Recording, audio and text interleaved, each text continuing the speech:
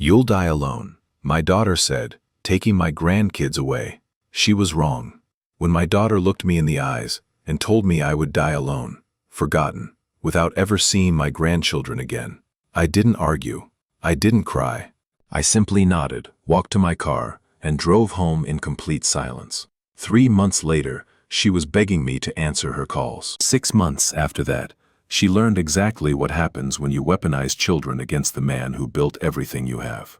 You won't believe what I did next. Before we continue, please subscribe to the channel and let me know in the comments where you're listening from today. I need to take you back to understand how we got here.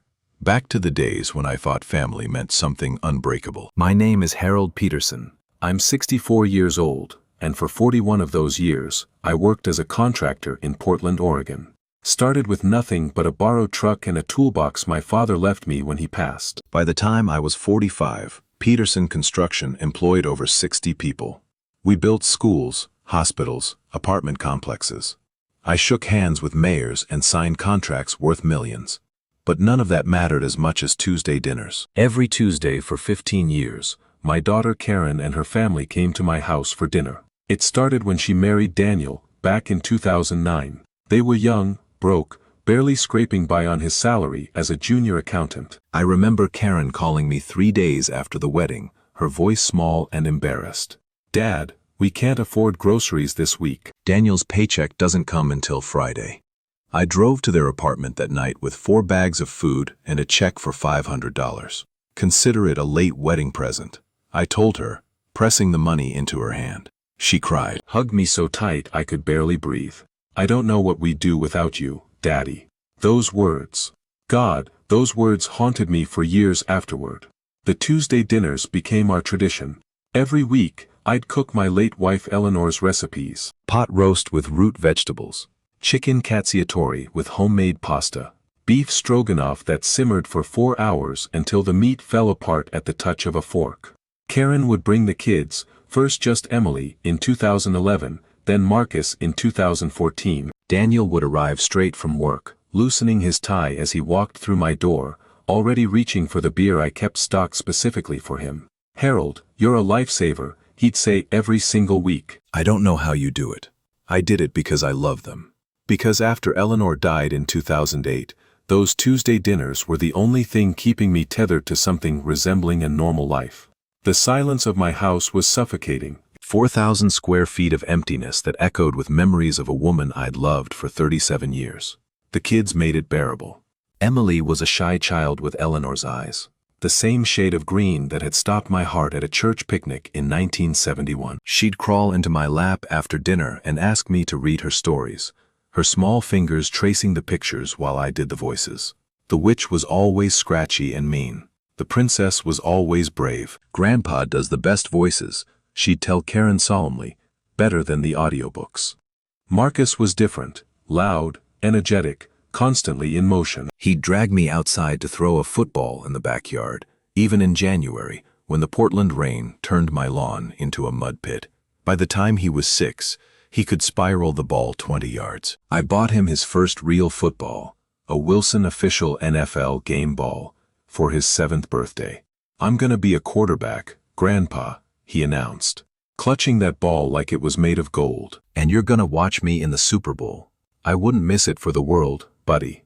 Those were the golden years, 2011 to 2019.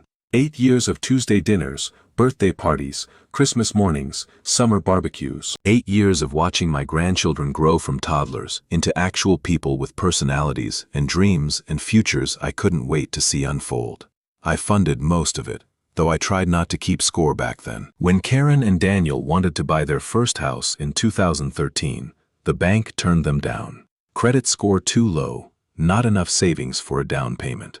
Karen called me crying, convinced they'd be stuck in their cramped apartment forever. "Dad, I don't know what to do. Emily needs her own room. She's starting school next year and, how much do you need?" Silence on the other end. Then, quietly, "The down payment is $60,000. I wrote the check that afternoon, drove to their apartment and handed it to Daniel personally, watching his face cycle through surprise, embarrassment, and something I mistook for gratitude. "Harold, I don't know what to say. We'll pay you back, I promise. Every cent." They never did. But I didn't ask either. What was the point of having money if you couldn't use it to help the people you loved? The house was in Beaverton, a nice suburb with good schools and tree-lined streets. 4 bedrooms, 2.5 baths, a backyard big enough for Marcus's football dreams. I helped them move in, spent 3 weekends painting the kids' rooms, built a tree house in the backyard that became Emily's favorite reading spot. "You're the best grandpa in the whole world," she told me the day I finished it, standing in the doorway of her new elevated kingdom. "Can you build one at your house too, so we can have adventures there?" I did. Built an even bigger one in my backyard, with a rope bridge and a slide. Spent $8,000 on materials and another $3,000 on a professional safety inspection because I couldn't bear the thought of either of them getting hurt. Daniel got promoted in 2015. Junior accountant to senior accountant, then to assistant controller by 2017. His salary nearly tripled, but somehow their financial struggles continued. The mortgage payments were tight. The cars needed replacing. Emily wanted piano lessons. Marcus needed braces. I covered the gaps without being asked. $500 here for the water heater that broke in February. $2,000 there for the Disney World trip Karen insisted the kids needed. $15,000 for the kitchen renovation that Daniel decided would increase their home value. By 2019, I'd given them close to $200,000 beyond the original down payment. I kept the receipts in a folder I never looked at, the same way you keep old tax returns, not because you need them, but because throwing them away feels irresponsible. The first red flag came at Thanksgiving 2019, but I was too blind to see it. We were sitting around my dining table, the same mahogany table where Eleanor and I had celebrated 35 Thanksgivings together. Karen was helping me serve the turkey while Daniel scrolled through his phone, barely paying attention to the conversation. "Daniel's been looking at new jobs," Karen announced, setting the mashed potatoes next to the gravy boat. "Something in management. Better hours, better pay." "That's wonderful," I said. "Where?" Daniel looked up from his phone, his expression unreadable. "Few different places. Seattle, San Francisco, maybe Denver." The words hit me like ice water. "You're thinking of moving?" "Just exploring options, Harold." He said my name the way you'd say the name of a distant acquaintance, not your father-in-law of 10 years. "Nothing's decided yet. But the kids," I started, then stopped myself. Emily was 12. Marcus was 5. Their whole lives were here. Their schools, their friends, their grandfather who built them tree houses and cooked them dinner every Tuesday. "Kids adapt," Karen said breezily, not meeting my eyes. "And it would be good for them to see more of the world. They're too sheltered here. Too sheltered. In the suburbs of Portland, with their loving family, their stable schools, their grandfather who would do anything for them. Too sheltered." I let it go. Told myself it was just talk. Just the kind of fantasizing people do when they're bored with their comfortable lives. Daniel had been at the same company for 11 years. He wouldn't actually uproot everything for a vague notion of something better. But looking back, that was the moment everything started to change. Something had shifted in the way they looked at me, talked to me, included me in their plans. I just didn't want to see it. Christmas 2019 was the last normal holiday we had together. I bought Emily a telescope, the kind with computerized tracking that could find any star in the sky. She'd developed an interest in astronomy, filling her room with glow-in-the-dark planets and checking out library books about black holes and distant galaxies. "Grandpa, this is amazing." She threw her arms around me, nearly knocking me off balance. "Can we set it up tonight? Can we look at Saturn?" "Absolutely, sweetheart. Saturn's rings should be visible this time of year." For Marcus, I got a complete quarterback training kit. Agility ladder, throwing net, weighted footballs for building arm strength. He tore through the wrapping paper like a tornado, his eyes going wide. "This is the same stuff Tom Brady uses." "Well, you're going to need it if you want to make it to the Super Bowl." Karen and Daniel received an envelope. Inside, a check for $25,000 and a note, "For your anniversary trip. You deserve some time for yourselves." They mentioned wanting to go to Italy. The Amalfi Coast, specifically, some resort Daniel had seen in a magazine. I figured the 25th anniversary was as good a reason as any to make it happen. Karen hugged me, but it felt different somehow. Perfunctory. Like she was going through the motions of gratitude without actually feeling it. "Thanks, Dad. This is really generous. You're my only daughter. Nothing's too good for you." Daniel shook my hand instead of embracing me. Appreciated, Harold. Really. I noticed he didn't say he'd pay me back this time. The pretense had apparently become too exhausting to maintain. That night, after everyone had gone home, and I was loading the dishwasher alone in my too-quiet kitchen, I found Marcus's football training kit still sitting by the door. Forgotten in the chaos of carrying presents to the car, I called Karen to let her know. "Oh, just hang on to it," she said. "We'll pick it up next Tuesday." But they didn't come next Tuesday, or the Tuesday after that. January 2020 brought canceled dinners, missed phone calls, and excuses that grew thinner with each passing week. Marcus has a cold. Daniel's working late. Emily has a sleepover. "We're just so busy right now, Dad." You understand.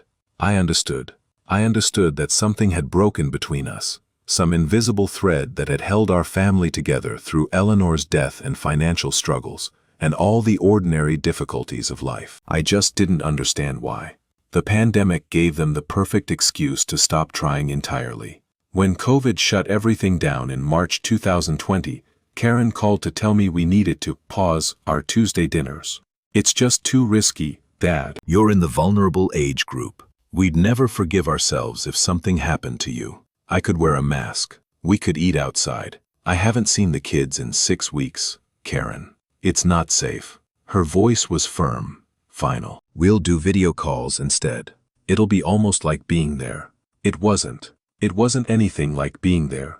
Video calls with children are exercises in frustration. Marcus would sit still for maybe 3 minutes before wandering off to play video games. Emily, now 13 and thoroughly teenaged, answered my questions in monosyllables while clearly texting on a second device. "How's school, sweetheart?" "Fine. Are you still interested in astronomy?" "I guess." "I miss you, Emily. I miss both of you so much." "Yeah, miss you too, Grandpa. Can I go now?" The calls grew shorter and less frequent. Once a week became once every 2 weeks, then once a month, then only when I initiated them. By summer 2020, I was lucky to get 10 minutes of distracted conversation before Karen would make excuses and end the call. "The kids are just going through a phase," she told me when I finally confronted her about it. "They're bored, cooped up at home. It's nothing personal. Nothing personal." My grandchildren had forgotten I existed, and it was nothing personal. I sent them presents, books for Emily, video games for Marcus, gift cards when I couldn't figure out what they wanted anymore. The thank you notes stopped coming after the first few months. I'd find out weeks later that the packages had arrived when Karen would mention casually that Marcus loved his new game, or Emily had finished the book I sent. Did she like it? I'd ask hopefully. "I think so." She didn't say much about it.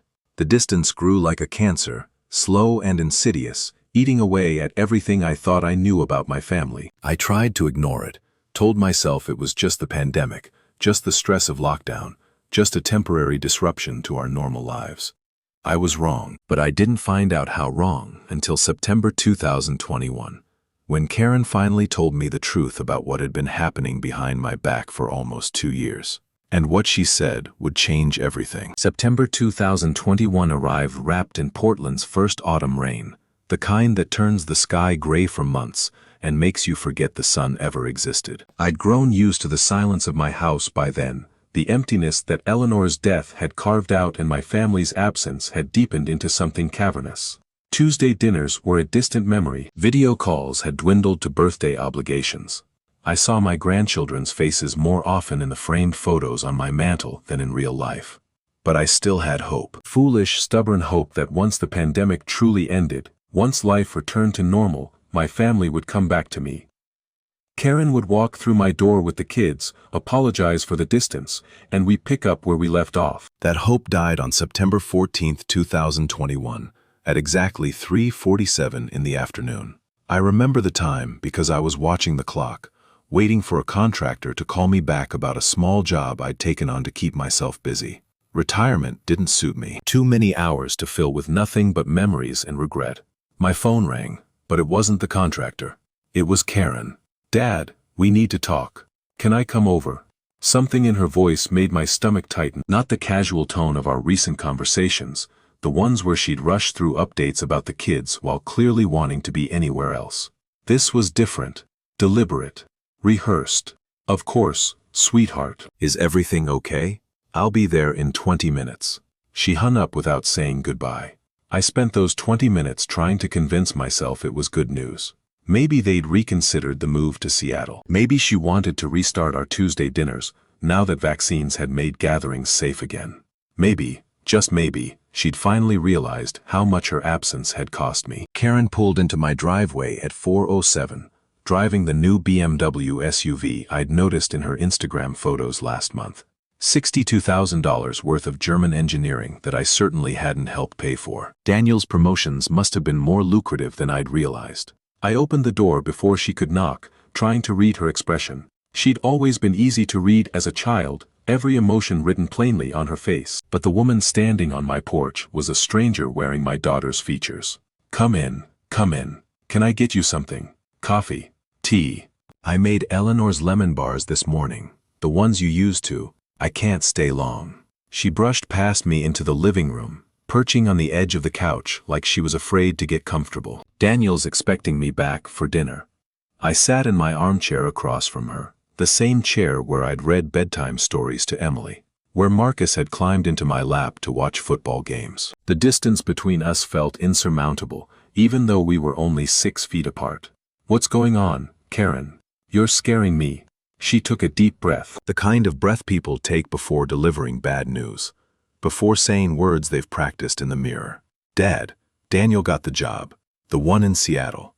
The words landed like physical blows.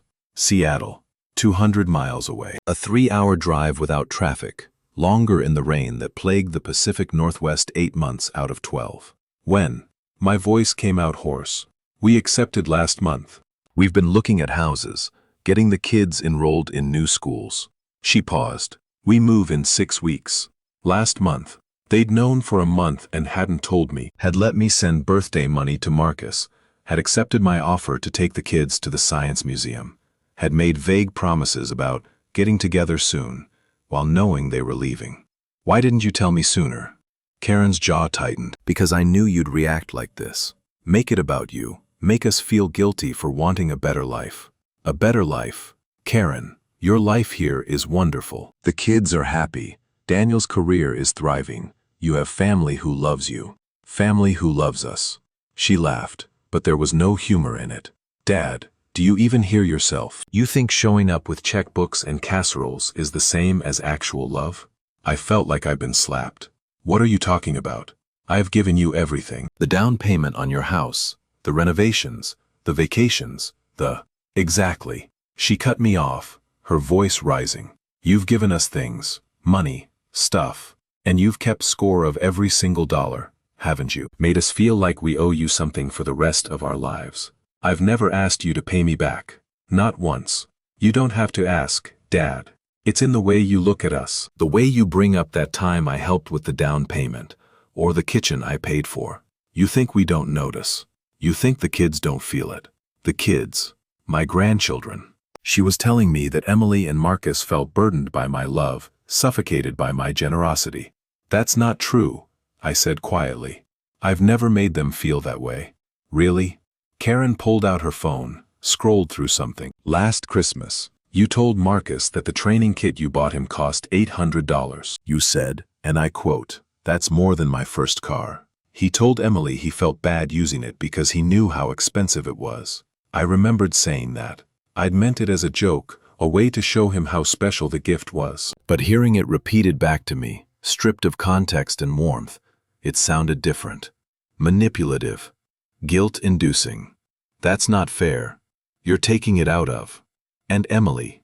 Karen wasn't finished. She stopped asking you for telescope time, because every time you set it up, you'd remind her that it cost $3,000, and she needed to be careful with it. She told me she was afraid of breaking Grandpa's expensive telescope and making you sad. $3,000. I had said that. I'd wanted her to appreciate the gift, to understand its value. I'd never imagined she'd interpreted it as a threat. Karen, I didn't know what to say. My throat felt tight, my eyes burning with tears I refused to let fall. We need a fresh start, Dad. Her voice softened slightly, but only slightly. Away from all of this. Away from the expectations and the guilt and the feeling that we're never good enough unless we're grateful enough. I never wanted you to feel that way. I just wanted to help. I just wanted to be part of your lives. Then let us go." She stood up, smoothing her expensive jacket. "Let us build something on our own. Without your money and your strings and your constant need to be the hero." I stood too, my knees protesting. "Karen, please. Can we at least talk about this? Maybe I could visit on weekends, or the kids could come down for holidays." "That's not going to work." She wouldn't meet my eyes. Daniel and I talked about it. The kids need stability during the transition. New school, new friends, new environment. They can't be running back to Portland every other week to see you. Every other week. Karen, I'm talking about holidays. Thanksgiving, Christmas, summer vacation. She finally looked at me, and what I saw in her eyes made my blood run cold. Not anger, not frustration, not even guilt, something worse. Indifference. "We'll see how it goes," she said flatly. "Maybe after they're settled. Maybe next year. Maybe." I grabbed her arm, desperation overriding dignity. "Karen, you can't do this. They're my grandchildren. I have a right to see them." She pulled away like my touch burned her. "A right? You think you have a right to them because you spent money on us. Because I love them. Because I've been part of their lives since they were born. Because I built them tree houses and taught them to read, and made them dinner every Tuesday for 15 years. And we're grateful for all of that." The words were hollow, recited. But things change, Dad. Relationships evolve. The kids are getting older. They have their own lives now. Emily is 14. Marcus is 7. They don't have their own lives, Karen. They have childhoods that I'm supposed to be part of. She was already moving toward the door. "I knew you'd make this difficult. Daniel warned me, but I thought you deserved to hear it in person." "Daniel warned you?" I followed her, my heart pounding. What does Daniel have to do with this? Karen turned at the door, her hand on the knob. "Daniel's my husband. We make decisions together. And we've decided that this move is what's best for our family. I'm your family too." For a moment, something flickered across her face. Doubt, maybe, or the ghost of the little girl who used to crawl into my lap and call me the best daddy in the world. Then it was gone. "Take care of yourself, Dad. I'll call you when we're settled." She left without hugging me, without looking back. The BMW's engine purred to life, and then she was gone, disappearing down the street I'd helped her learn to drive on 25 years ago. I stood in my doorway for a long time, watching the empty space where her car had been. The rain had started again, soft and persistent, the kind that Portlanders barely notice anymore. My daughter was taking my grandchildren away, not across town, not to another school district, to another city, another world, where I would become a distant memory, a face on a screen, a check in the mail for birthdays they'd eventually forget to acknowledge. I walked back inside on autopilot, my body moving through familiar motions while my mind tried to process what had just happened. I made a cup of tea I wouldn't drink. I sat in my armchair and stared at the photos on the mantel. Emily's first steps, Marcus's football games, Karen's wedding, where I'd walked her down the aisle and cried when she said, "I do." 25 years of being a good father. 15 years of being a devoted grandfather. $200,000 of support, without ever asking for a penny in return. And this was my reward. Maybe next year. We'll see how it goes. The tea grew cold in my hands. Outside the rain intensified, drumming against windows I'd installed myself, when Eleanor complained about drafts. This house was full of memories, full of evidence that I had loved fiercely and completely, even when that love wasn't returned. Something was wrong with Karen's story. I couldn't put my finger on it yet, but something didn't add up. The rehearsed quality of her speech, the specific examples she'd had ready, as if she'd been preparing for this conversation for months. The way she'd deflected every attempt at negotiation, shutting down compromise before I could even propose it. And Daniel warned me. What did that mean? I set down my cold tea and walked to my desk in the corner of the living room. The computer was old but functional, a Dell I'd bought in 2018, and never gotten around to replacing. I opened Facebook, something I rarely used anymore, and navigated to Karen's profile. Her privacy settings had changed. Where I used to see everything, posts and photos and life updates, now I saw almost nothing. A profile picture from 3 years ago, a cover photo of a sunset.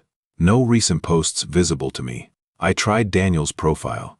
Same thing. Locked down, invisible, a digital door slammed in my face. Emily didn't have social media yet, or if she did, I didn't know about it. But Marcus had a presence on something called TikTok, his videos shared proudly by Karen back when she still included me in such things. I searched for his username, but either he'd deleted the account, or I was blocked from viewing it. Blocked. The word sat heavy in my chest. When had my family started blocking me from their lives? I opened my email and scrolled back through months of correspondence. Karen's messages had grown shorter and more infrequent over the past year. What had once been long, chatty updates about the kids had devolved into terse acknowledgments of money received. Thanks for the birthday check. Marcus loved it. Got the Christmas gift cards. Kids say thanks. Package arrived. Emily's using the art supplies. No photos attached.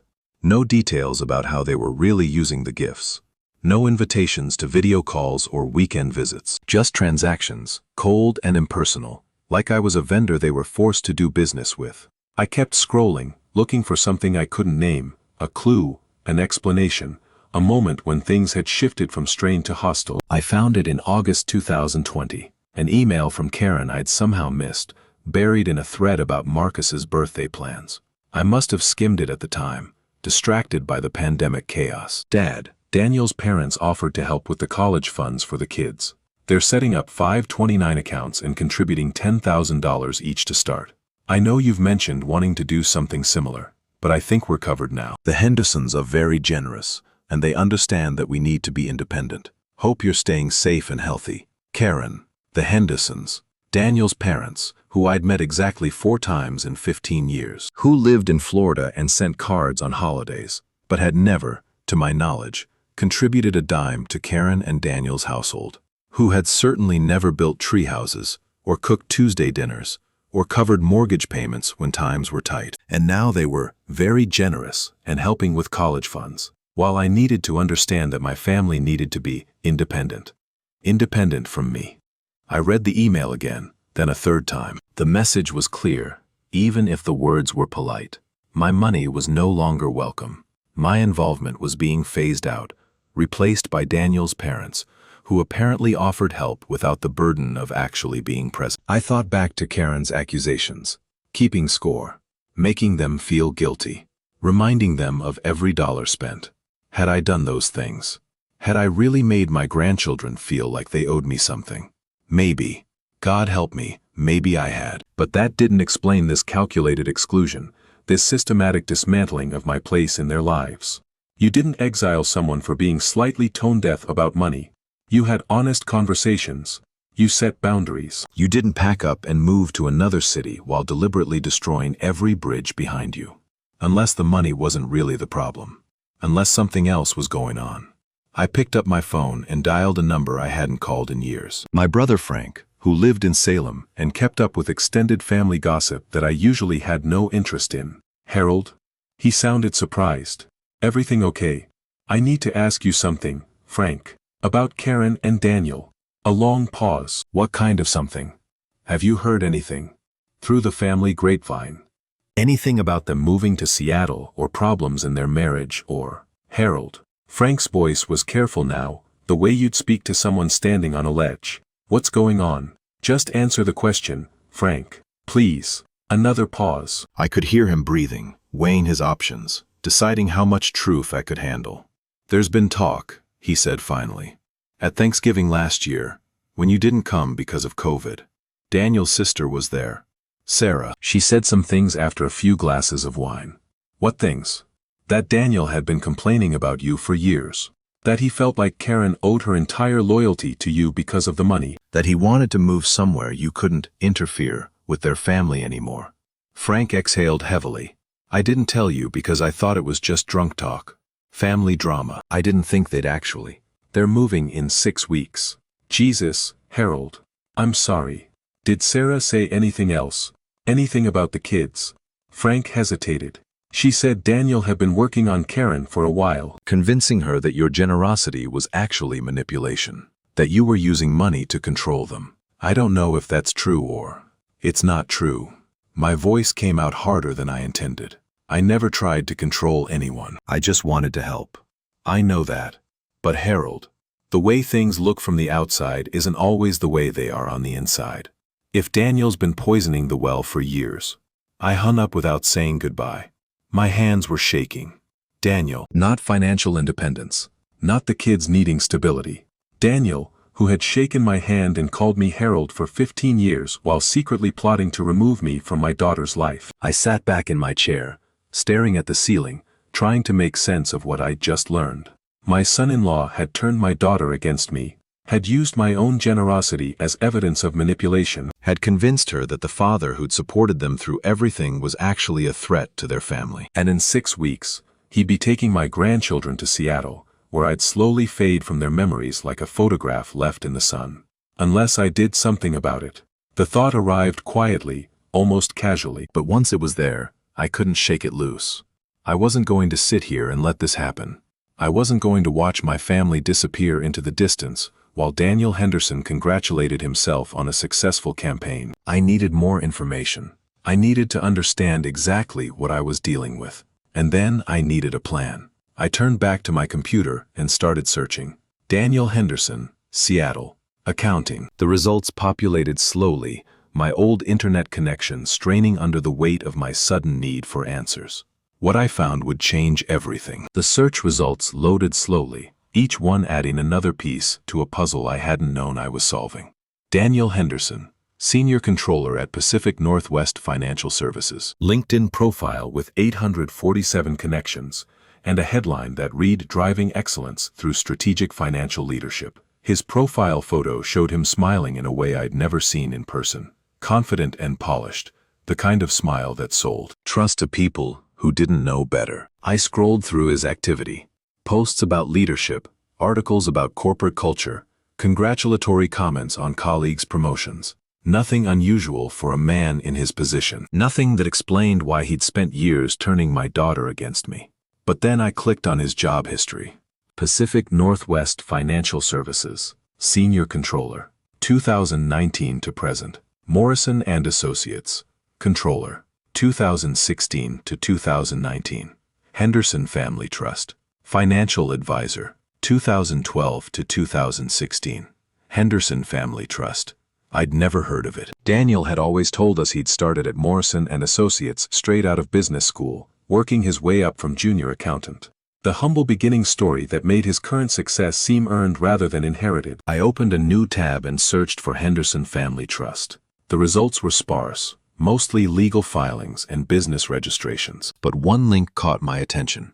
A 2015 article from the Salem Business Journal about a lawsuit involving trust fund distributions. I clicked it and started reading. The Henderson Family Trust, established by Portland lumber magnate William Henderson in 1987, has been the subject of ongoing litigation between family members disputing the distribution of assets estimated at $4.2 million.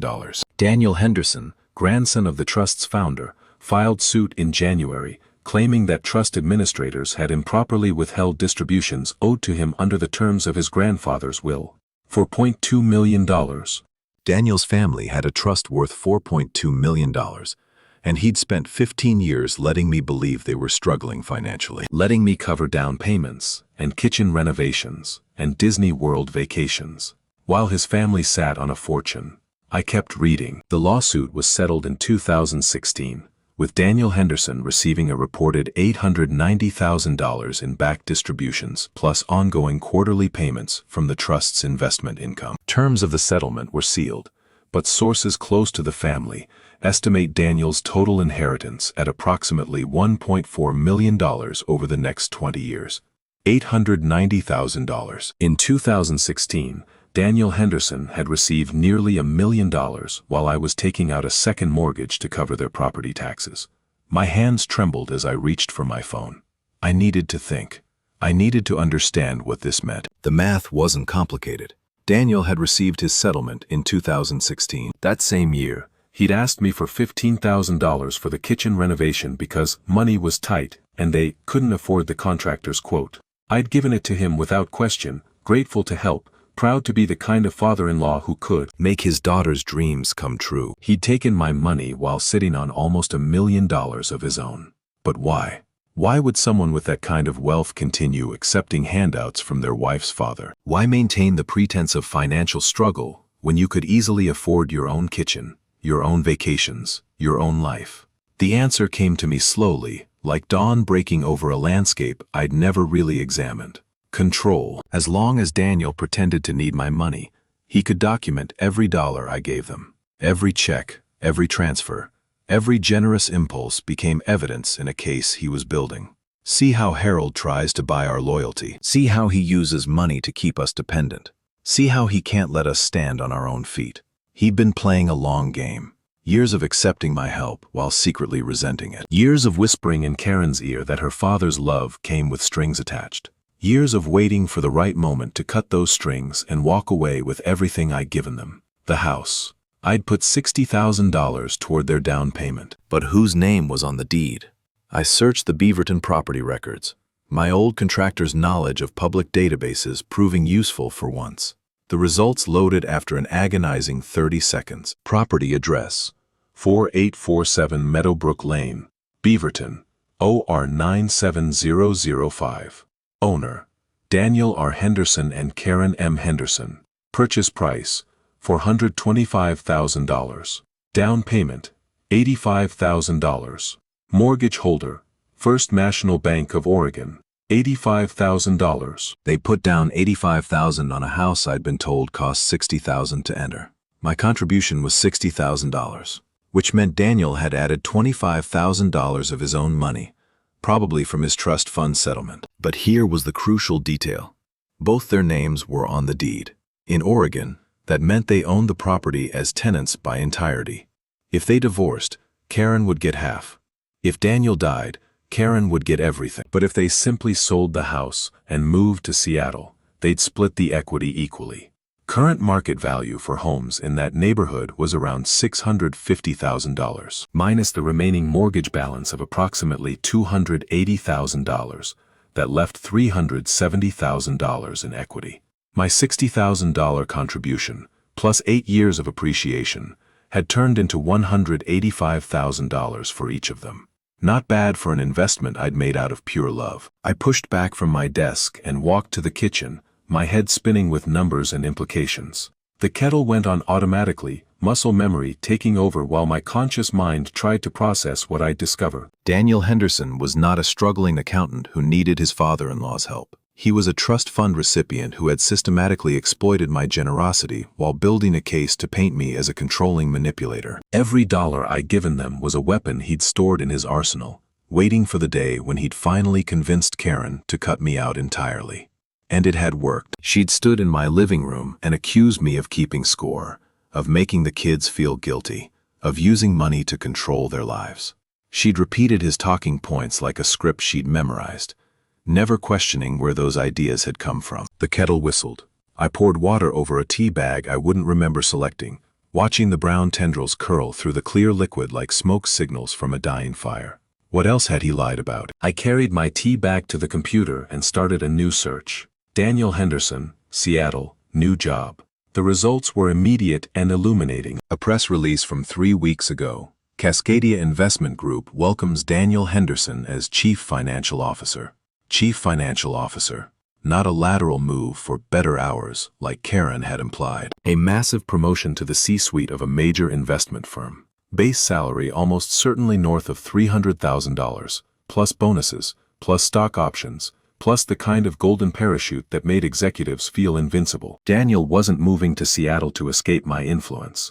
He was moving because he'd landed the job of his dreams, the culmination of years of careful career building. And he'd convinced Karen to frame it as a fresh start away from her toxic father, rather than what it really was. A massive upgrade to their already comfortable lifestyle. I clicked through to Cascadia Investment Group's website. The About Us page featured photos of the leadership team, sleek professionals in expensive suits standing in front of floor-to-ceiling windows with Seattle's skyline behind them. Daniel's photo wasn't up yet, but the announcement of his hiring was prominently displayed. "We're thrilled to welcome Daniel Henderson to the Cascadia family," said CEO Marcus Webb. "His financial expertise and strategic vision will be instrumental as we expand our portfolio into new markets." Strategic vision. Is that what they called it when you spent 15 years manipulating your father-in-law out of hundreds of thousands of dollars? I kept digging. Cascadia Investment Group's client list included several tech companies, a handful of real estate developers, and a name that made me sit up straighter. Henderson Lumber Holdings, LLC. William Henderson, Daniel's grandfather, the founder of the family trust, worth $4.2 million. His company was one of Cascadia's major clients. The pieces clicked together with sickening clarity. Daniel hadn't just applied for a job in Seattle. He'd leveraged his family connections to secure a position at an investment firm that managed his family's money. The move wasn't about escaping my influence at all. It was about consolidating his own power, positioning himself at the intersection of his inherited wealth and his professional ambition. And Karen had no idea. She thought they were starting fresh, building something independent. She didn't know her husband was simply trading one family's money for another's, moving from my orbit into his own family's gravitational pull. Or did she know? Had Daniel told her the truth about his inheritance, his connections, his reasons for wanting to leave Portland? Was she complicit in the deception, or just another victim of his manipulation? I needed to find out, but I couldn't ask Karen directly. She'd already chosen her side, already dismissed my concerns as the paranoid ramblings of a controlling old man. If I confronted her with what I'd found, she'd run straight to Daniel, and he'd spin it into more evidence of my obsessive meddling. I needed someone on the inside, someone who might know things they hadn't realized were important until now. I picked up my phone and scrolled through my contacts until I found a name I hadn't called in years. Sarah Henderson, Daniel's sister, the one who'd apparently been talking at Thanksgiving about her brother's campaign against me. The phone rang 4 times before she answered. Hello. Her voice was cautious, unfamiliar with my number. Sarah, this is Harold Peterson, Karen's father. A long pause. Harold. Hi. Is everything okay? I'm not sure yet. I was hoping you could help me figure that out. Another pause, longer this time. I could almost hear her calculating risks, weighing loyalties, deciding how much truth she could afford to share. What do you want to know? Everything, starting with what Daniel's been telling people about me for the past 5 years. Sarah exhaled slowly. Harold, I don't want to get in the middle of family drama. You're already in the middle of it, Sarah. Frank told me what you said at Thanksgiving, about Daniel working on Karen, convincing her I was manipulating them with money. I shouldn't have said that. I've been drinking, and... Was it true? Silence stretched between us, filled with the weight of secrets she'd been carrying. Yes, she said finally, it was true. Daniel's been complaining about you for years. Not to me directly, but to our parents, to our cousins. He told everyone you were obsessed with controlling Karen's life, that you used money to keep her dependent on you, that she'd never be free until she got away from Portland. And people believed him. Why wouldn't they? He's very convincing, Harold. And honestly, from the outside, it looked plausible. You did give them a lot of money. You were always around, always involved. Some people might see that as love. Daniel framed it as something else. I closed my eyes, absorbing the scope of his deception. Did you know about the inheritance? The trust fund settlement? The silence that followed told me everything. Sarah. I can't talk about family finances, Harold. There are legal agreements. Your brother received almost $1 million in 2016. That same year, he asked me for $15,000 for a kitchen renovation because money was tight. Did you know about that? Her breathing had gotten faster. I knew he received a settlement. I didn't know the details of what he told Karen's family. He told us nothing.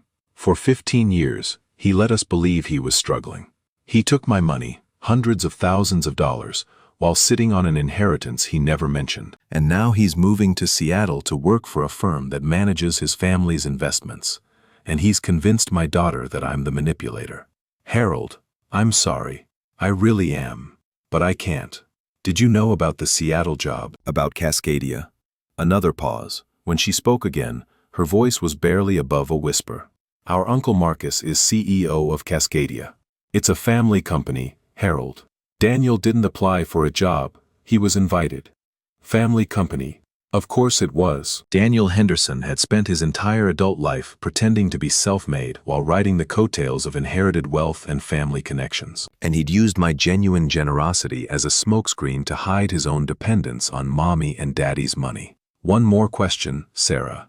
Then I'll leave you alone. What? The college funds. Daniel's parents supposedly contributing to 529 accounts for Emily and Marcus. Is that real? Or was that another lie? Sarah laughed bitterly. Our parents haven't contributed a dime to anything since Dad retired. They live off the trust income and complain about expenses constantly. If Karen thinks they're funding college savings, Daniel's been lying to her. Thank you, Sarah. That's all I needed to know. Harold. Wait. Her voice caught. What are you going to do? I haven't decided yet. Please don't tell Daniel we talked. He'd never forgive me. I won't mention your name. But Sarah, your brother has been stealing from me for 15 years. Taking my money, my time, my relationship with my daughter and grandchildren. I'm not going to let him walk away with everything while I die alone like he planned.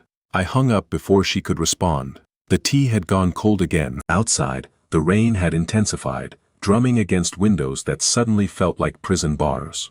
My whole world had contracted to this room, this computer, these revelations that rewrote everything I thought I knew about my family. Daniel Henderson was a fraud, a calculated, methodical fraud who had targeted my daughter, exploited my love, and stolen years of my life through lies and manipulation. He'd convinced Karen that up was down, and black was white, that the father who'd sacrificed everything for her was actually her enemy. And in 6 weeks, he was going to take her and my grandchildren to Seattle, where he'd complete his transformation from con artist to CFO, surrounded by family money and family connections that made my contributions look like pocket change. I pulled out the manila folder where I kept my financial records, bank statements going back 10 years, receipts for every major purchase I'd made on their behalf. The paper trail of my love, documented and filed, and completely useless against Daniel's years of psychological warfare. But maybe not completely useless. Daniel had built his case by framing my generosity as control. What if I built a different case?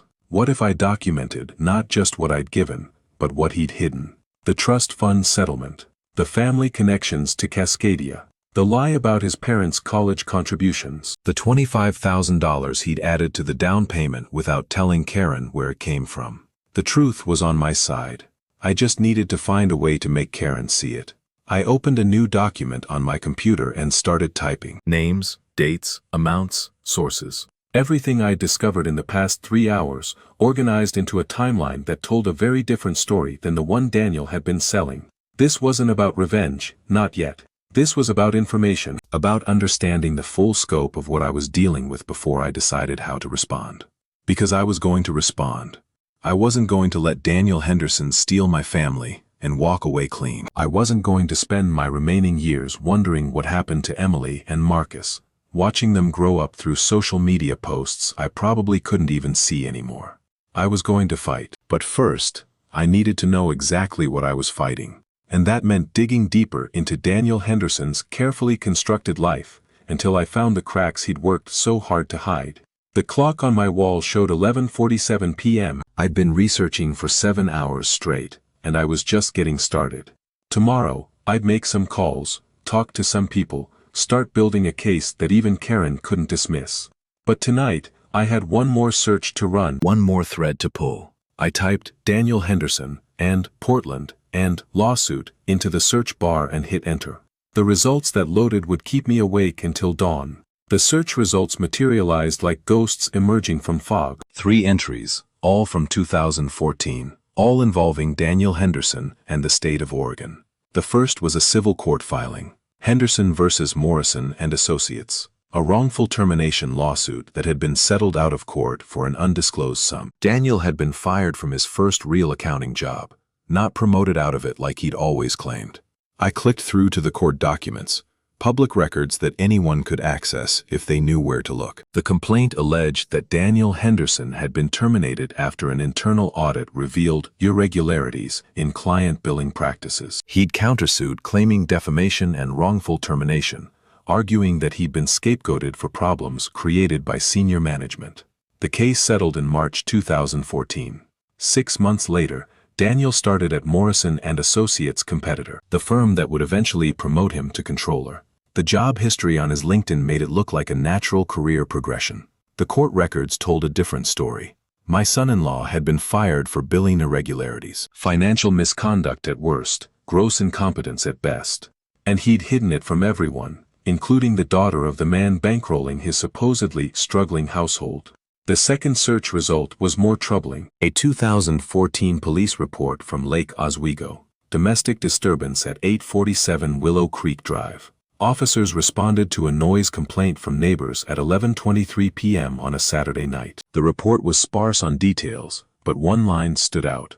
Male subject, Daniel Henderson, 31, and female subject, Karen Henderson, 29, were separated and advised to seek counseling. No arrests made, no injuries observed. Domestic disturbance, 2014. The year Emily turned 3, and Karen told me they were blissfully happy, so in love, building the perfect life together. I thought back to that time, searching my memory for signs I might have missed.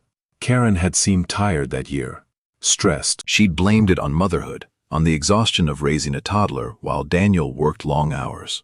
I'd offered to help more, to take Emily on weekends so they could rest. Daniel had declined, said they needed family time, needed to handle things themselves. I thought it was pride. Now I wondered if it was something else entirely. The third result was the most damaging of all. A bankruptcy filing from 2013. Daniel R. Henderson, Chapter 7. Debts totaling $127,000, primarily credit cards and personal loans. The filing listed his occupation as unemployed and his assets as minimal. The case was discharged in early 2014, wiping his slate clean just in time for him to start fresh at his new job. I stared at the screen, trying to reconcile this information with the man I thought I knew. In 2013, Daniel Henderson had declared bankruptcy with $127,000 in debt. In 2015, he'd asked me for $60,000 to help with their house down payment because banks are tough on first-time buyers. He'd been bankrupt. Of course, banks were tough on him. His credit score must have been destroyed. They probably couldn't have qualified for a mortgage at all without my co-signature, without my money, without the financial credibility I'd unknowingly donated to a man who'd already proven he couldn't be trusted with money. And he'd never told Karen. He couldn't have. She would have mentioned it. She would have asked me for advice, for help understanding what it meant. My daughter wasn't the type to hide something that's significant from her father. Unless Daniel had sworn her to secrecy. Unless he'd convinced her that telling me would only make things worse. Would only give me more ammunition for my supposed control. But no, I knew my daughter. Or I thought I did. She couldn't have known about the bankruptcy and still accepted my money with a clear conscience. She couldn't have listened to Daniel complain about my manipulation while hiding the fact that he'd been financially reckless enough to need a Chapter 7 discharge. Which meant he'd lied to her, too. Lied to everyone. Built his entire adult life on a foundation of deception so elaborate that even his wife didn't know the truth. I printed everything. Court documents, police reports, bankruptcy filings. Page after page of evidence that Daniel Henderson was not who he claimed to be. By 2 a.m., my printer had used half a cartridge of ink and my desk was covered with the paper trail of a con artist's career. But I still didn't have enough. These were facts, but facts could be spun. Daniel would claim the lawsuit was a misunderstanding, the bankruptcy a youthful mistake, the police report a one-time argument blown out of proportion. He'd frame my research as proof of my obsessive need to control my daughter's life. I needed someone who knew the truth from the inside, someone who had seen behind Daniel's mask and could confirm that what I'd found was just the tip of a much larger iceberg. I needed to talk to someone from Morrison and Associates. Sleep came in fragments that night, interrupted by dreams of Karen walking away from me, Emily and Marcus growing smaller in the distance until they disappeared entirely. I woke at 5:47 a.m., groggy and unrested, but too wired to stay in bed. Coffee helped. 3 cups by 7 a.m., strong enough to strip paint. I sat at my kitchen table with my printed documents spread around me like a war room, planning my next moves. Morrison and Associates was a mid-sized accounting firm with offices in downtown Portland. I'd never had any dealings with them, but I knew the type. Professional, discreet, unlikely to discuss former employees with random strangers asking questions. But I wasn't a random stranger. I was a contractor who'd built half the commercial buildings in the Pearl District. I knew people. I had connections. I picked up my phone and called Jerry Matsumoto, an architect I'd worked with for 20 years. His firm had designed office buildings, apartment complexes, mixed-use developments across the city. If anyone knew someone at Morrison and Associates, it would be Jerry. Harold? He sounded surprised. It's been months. How are you? I need a favor, Jerry. It's personal. Name it. You know anyone at Morrison and Associates? The accounting firm downtown. A pause. My brother-in-law David used to work there. He's at a different firm now, but he was there for about 8 years. Why? I need to ask him some questions about a former employee. Someone who worked there around 2012 to 2014. This has something to do with your daughter's husband. Daniel something. I'd forgotten how small Portland's professional circles could be. How did you know? David mentioned it once. Years ago, at a Christmas party. Said he couldn't believe Daniel Henderson landed on his feet after everything that happened. I didn't ask for details because, honestly, I didn't care. But I remember the name. Can you put me in touch with David? I'll text you his number. But Harold, whatever you're digging into, be careful. Daniel's family has money and connections. You don't want to pick a fight you can't win. I'm not looking for a fight, I said. I'm looking for the truth. Sometimes those are the same thing. David Yamamoto called me back at 9:15 a.m. His voice cautious but curious. Jerry said you want to know about Daniel Henderson. I'm his father-in-law, or I was. It's complicated. I bet it is. David laughed humorlessly. Look, I can't tell you much. The settlement included a non-disclosure agreement that covers everyone who worked there at the time. But I can tell you what's public record. That's all I'm asking. Daniel was hired in 2012 as a junior accountant. Smart guy, charming, knew how to work a room. He got promoted fast, maybe faster than he should have. By 2013, he was managing several client accounts independently. And then things got messy. There was an internal audit. Discrepancies in billing. Hours that didn't match work product. Client complaints about charges they didn't authorize. What kind of charges? I can't get specific, NDA. But let's just say someone was padding invoices and skimming the difference. The firm couldn't prove who, exactly, but Daniel was the common denominator across all the affected accounts. My stomach tightened. He was stealing from clients. I didn't say that. I said he was the common denominator. The firm made a decision to terminate him and settle quietly rather than pursue criminal charges. Bad for business to have that kind of scandal. Better to make it go away. And the wrongful termination lawsuit. David snorted. That was pure Daniel. He knew the firm didn't want publicity, so he sued claiming defamation, knowing they'd pay him off to keep things quiet. Walked away with enough money to cover his debts and start fresh somewhere else. His debts. You mean the bankruptcy? You know about that too. David sounded impressed. Yeah, Daniel was drowning when he started at Morrison, credit cards maxed out, personal loans in default. He'd been living way beyond his means for years. The job was supposed to be his ticket to respectability. Instead, he used it to steal from clients. Allegedly, nothing was ever proven. I processed this information, adding it to the picture forming in my mind. Daniel Henderson wasn't just a manipulator. He was a financial predator who'd been running scams since before he met my daughter. The trust fund, the bankruptcy, the billing fraud, it was all part of a pattern. A pattern of taking what he wanted from whoever was foolish enough to trust him, including me. David, one more question. Did Daniel ever talk about his family? His wife?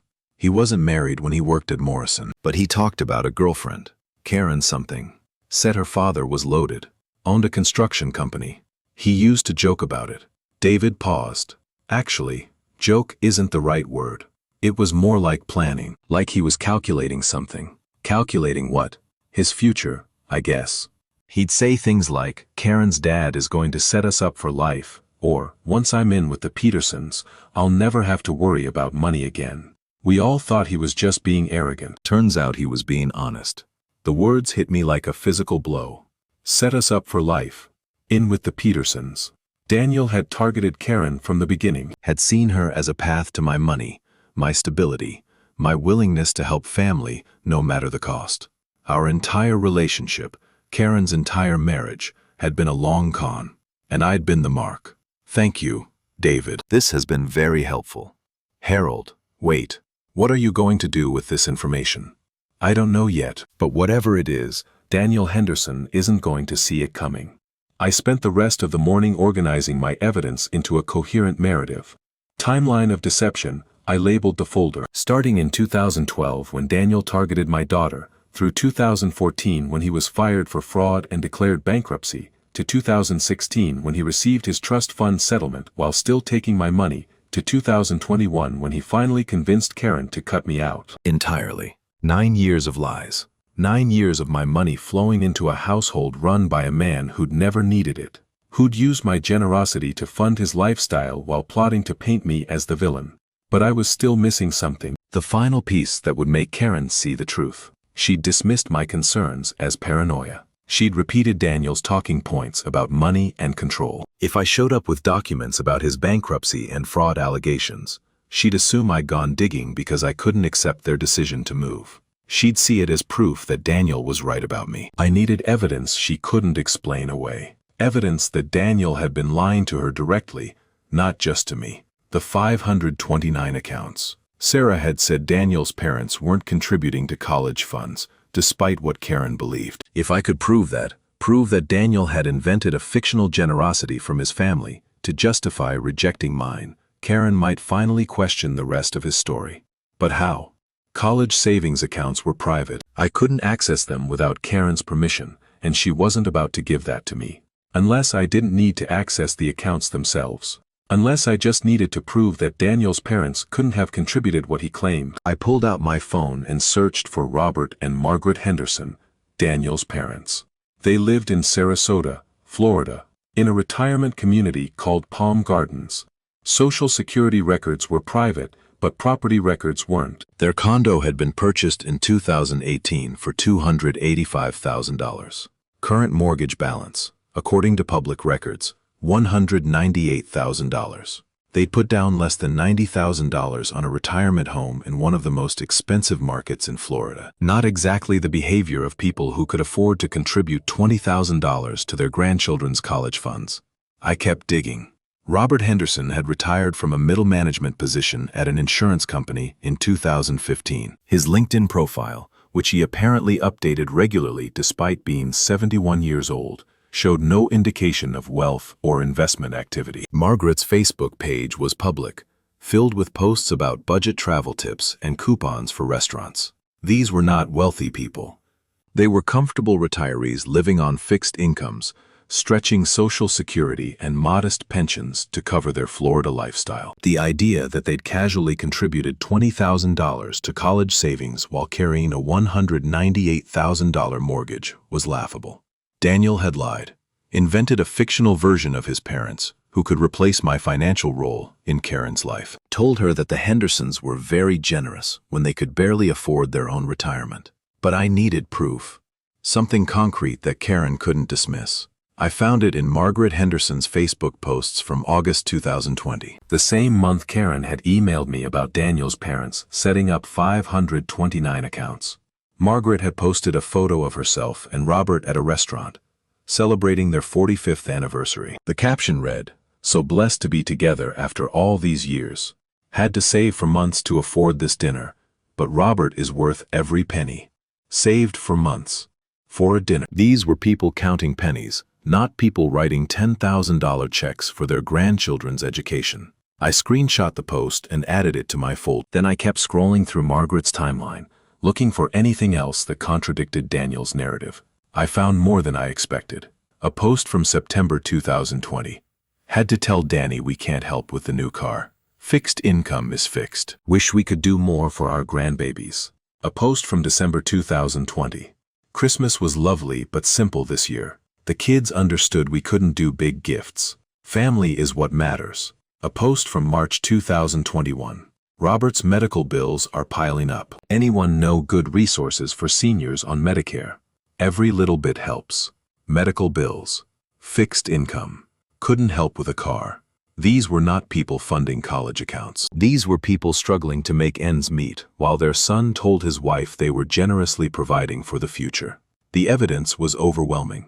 Daniel had lied about his parents' wealth, their contributions, everything. He'd created a fictional version of his family to compete with the very real support I'd been providing for 15 years. And Karen had believed him, had pushed me away based on lies she never bothered to verify. I printed the Facebook posts and added them to my growing file. The folder was getting thick now, bulging with evidence of deception that spanned nearly a decade. Bankruptcy filings, fraud allegations, domestic disturbance reports, trust fund settlements, fake college fund contributions. Daniel Henderson was not just a liar. He was a professional liar. A man who'd built his entire adult life on carefully constructed fictions, manipulating everyone around him to get what he wanted. And what he wanted, apparently, was my family. My daughter, my grandchildren, my money, everything I'd built and everyone I loved, twisted into tools for his own advancement. I sat back in my chair, looking at the pile of evidence on my desk. It was enough to destroy him. Enough to make Karen question everything she thought she knew. Enough to prove that I wasn't the manipulator in this story. But was it enough to get my grandchildren back? That was the question I couldn't answer. Karen had chosen her husband over her father. She'd accepted his version of reality and rejected mine. Showing her evidence of his lies might shatter her illusion, but it might also push her further away. She might double down on her commitment to Daniel, dismiss my research as the obsessive behavior of a jealous old man. I needed a strategy, a way to present this information that Karen couldn't ignore or dismiss. A moment when the truth would hit her so hard that she'd have no choice but to see Daniel for what he really was. And then it came to me. The move to Seattle. The new job at Cascadia Investment Group, the family company that Daniel had been invited to join. Karen thought they were building something independent. She thought this move was about freedom and fresh start. She had no idea that Daniel was simply trading one family's support for another's, moving from my orbit into his own family's sphere of influence. If I could show her that, show her the connection between Daniel's new job and his family's investments, she might finally understand. She might see that Daniel's entire narrative about independence and self-sufficiency was just another lie. I opened my computer and started researching Cascadia Investment Group. The company's structure, its clients, its board members, looking for the thread that would unravel everything Daniel had built. I found it at 3:47 p.m. on a Thursday afternoon, and what I found changed everything.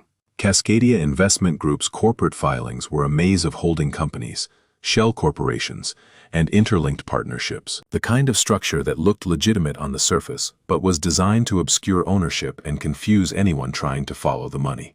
I'd seen structures like this before. In 40 years of contracting, I'd worked with developers who buried their assets in layers of LLCs to protect themselves from liability. It wasn't illegal, but it wasn't exactly honest either. What caught my attention was a subsidiary called Emerald Holdings, LLC. According to public records, Emerald Holdings owned the building where Cascadia's Seattle offices were located. Standard practice for a company that wanted to control its real estate costs. But Emerald Holdings also owned something else, a residential property in Mercer Island, one of Seattle's most exclusive neighborhoods. A waterfront home valued at $3.2 million. The property records showed the home had been purchased in June 2021, 3 months before Karen told me about the move to Seattle. 3 months before Daniel supposedly accepted the job offer that had apparently been in the works much longer than anyone admitted. The buyer was listed as Emerald Holdings, LLC. But a little more digging revealed that Emerald Holdings was 60% owned by Cascadia Investment Group and 40% owned by Henderson Lumber Holdings, Daniel's family company. I sat back, letting the implications wash over me. Daniel hadn't just been offered a job in Seattle. He'd been given a house, a $3.2 million waterfront estate purchased through a corporate shell game that would make the property nearly untraceable to anyone who didn't know where to look. The house in Beaverton, the one I helped them buy, the one Karen thought represented their financial independence, was probably going to be sold. The equity split between them. Another $185,000 in Daniel's pocket, funded largely by my contributions. And then they'd move into a mansion that cost more than I'd made in my entire career. A mansion that Daniel's family had provided without asking Karen to sacrifice a thing. My money had been a bridge, a temporary source of funding while Daniel waited for his real inheritance to kick in. He'd use me to maintain their lifestyle during the years when his trust fund was tied up in litigation, when his career was recovering from the fraud allegations, when he needed someone else's credibility to secure mortgages and cover bills. Now that he'd consolidated his position, now that his family was ready to welcome him into the inner circle, he didn't need me anymore. Worse than that, I was a liability, a reminder of the years when Daniel Henderson had to depend on other people's money, a witness to the struggling, striving version of himself that he wanted to bury permanently. No wonder he'd worked so hard to turn Karen against me. He wasn't just protecting himself from my influence. He was erasing the evidence of who he used to be. I printed the property records and added them to my folder. Then I kept searching, driven by a morbid need to understand exactly how thoroughly I'd been used. The answer came in the form of a document I almost missed. A partnership agreement filed with the Washington Secretary of State in August 2021, Cascadia Investment Group and Henderson Lumber Holdings, establishing a new entity called Pacific Legacy Partners, LP. The agreement was dense with legal language, but one section stood out. Article 7, Management and Compensation. Daniel R. Henderson shall serve as Chief Financial Officer of Pacific Legacy Partners, LP, with an annual base compensation of $425,000, performance bonuses up to 50% of base, and a 15% carried interest in all fund profits. $425,000 a year, plus bonuses, plus a piece of every deal the fund made. My son-in-law was about to become a millionaire several times over, not through hard work or talent or the kind of scrappy determination he'd always claimed, through family connections and inherited wealth and a carefully orchestrated transfer of power from one generation to the next. And he'd spent 15 years taking my money while this was waiting for him. The betrayal was so complete, so methodical, that I almost had to admire it. Daniel had played a perfect long game, married into a family with resources, extracted everything he could while maintaining plausible deniability, and now he was walking away with my daughter, my grandchildren, and a golden parachute that would make my lifetime of work look like pocket change. But there was one more document in the filing, an addendum that made my blood run cold. Schedule C, Trust Distributions and Family Obligations. The Henderson Family Trust shall distribute annually to Daniel R. Henderson the sum of $85,000, to be used exclusively for the education, welfare, and maintenance of his minor children, currently Emily M. Henderson and Marcus D. Henderson. His minor children. Henderson. My grandchildren's last name was Peterson Henderson, hyphenated, the way Karen had insisted when they were born. A way to honor both families, she'd said. A way to keep her father's name alive even as she started a new chapter. But this document listed them as Henderson. Just Henderson. I pulled up the partnership agreement again, searching for any mention of their full names.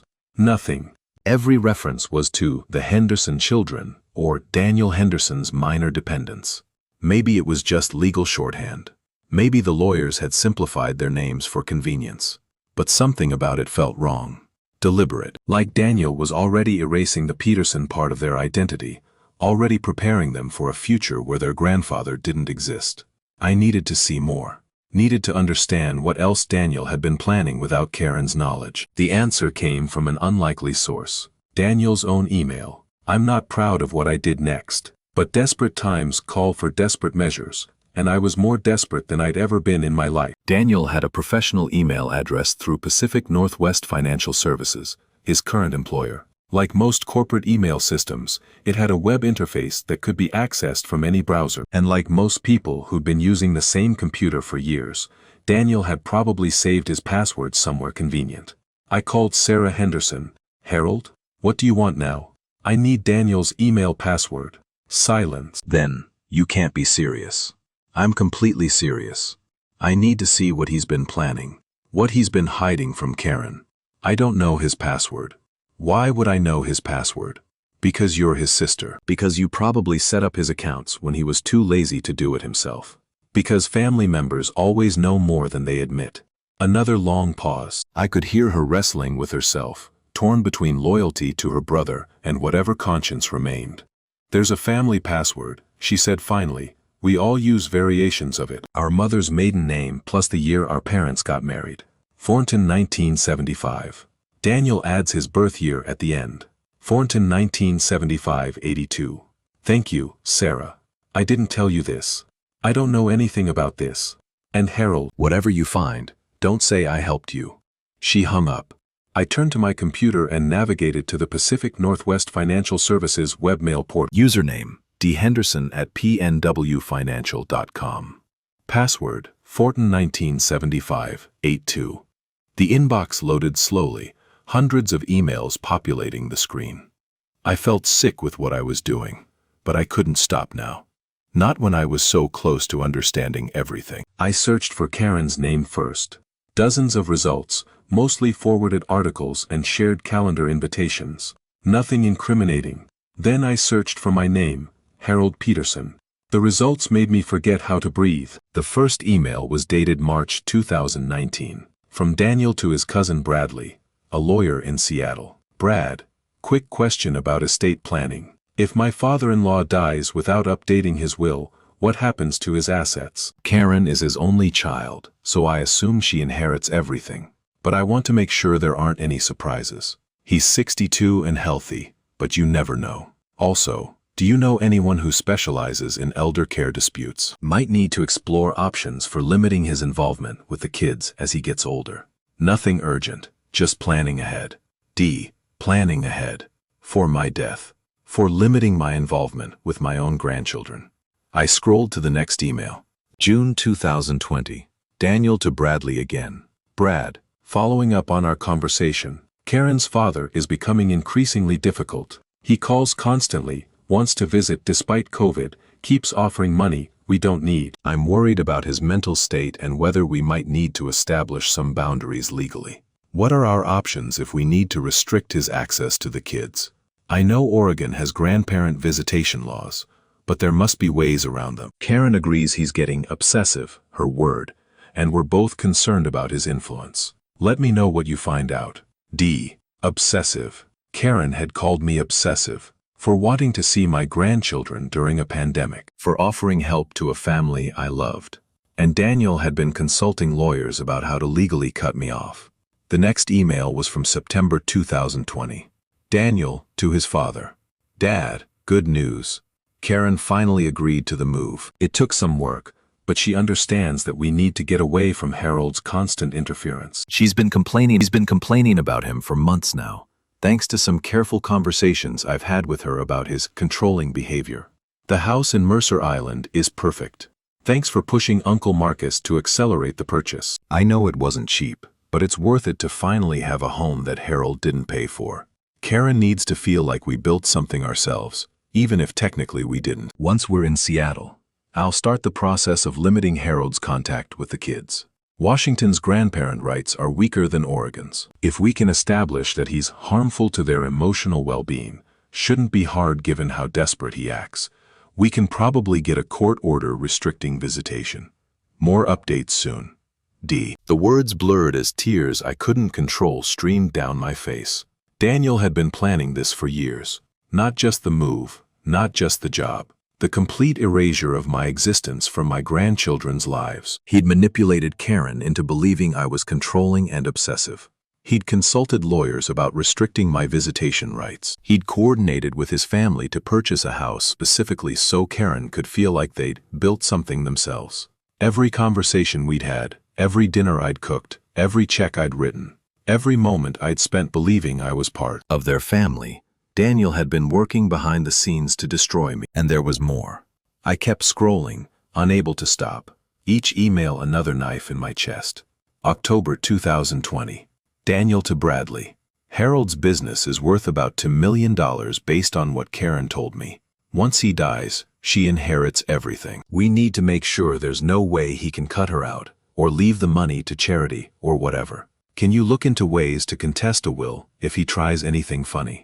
Also, his house is worth at least $800,000. That plus the business plus whatever savings he has, we're looking at a significant inheritance. Worth planning for. He'd been calculating my net worth, estimating what Karen would inherit when I died. Planning how to contest my will if I tried to leave my money to anyone but them. I wasn't just a source of funding. I was an estate to be plundered, a future inheritance to be protected and maximized. November 2020. Daniel to Karen. The subject line was conversation points for Thursday. Babe, before your dad calls tonight, remember what we talked about. Don't let him guilt you about missing Thanksgiving. He's a grown man. He can handle being alone. If he offers money, decline firmly. We need to establish that we don't need him anymore. The more independent we seem, the easier the transition will be.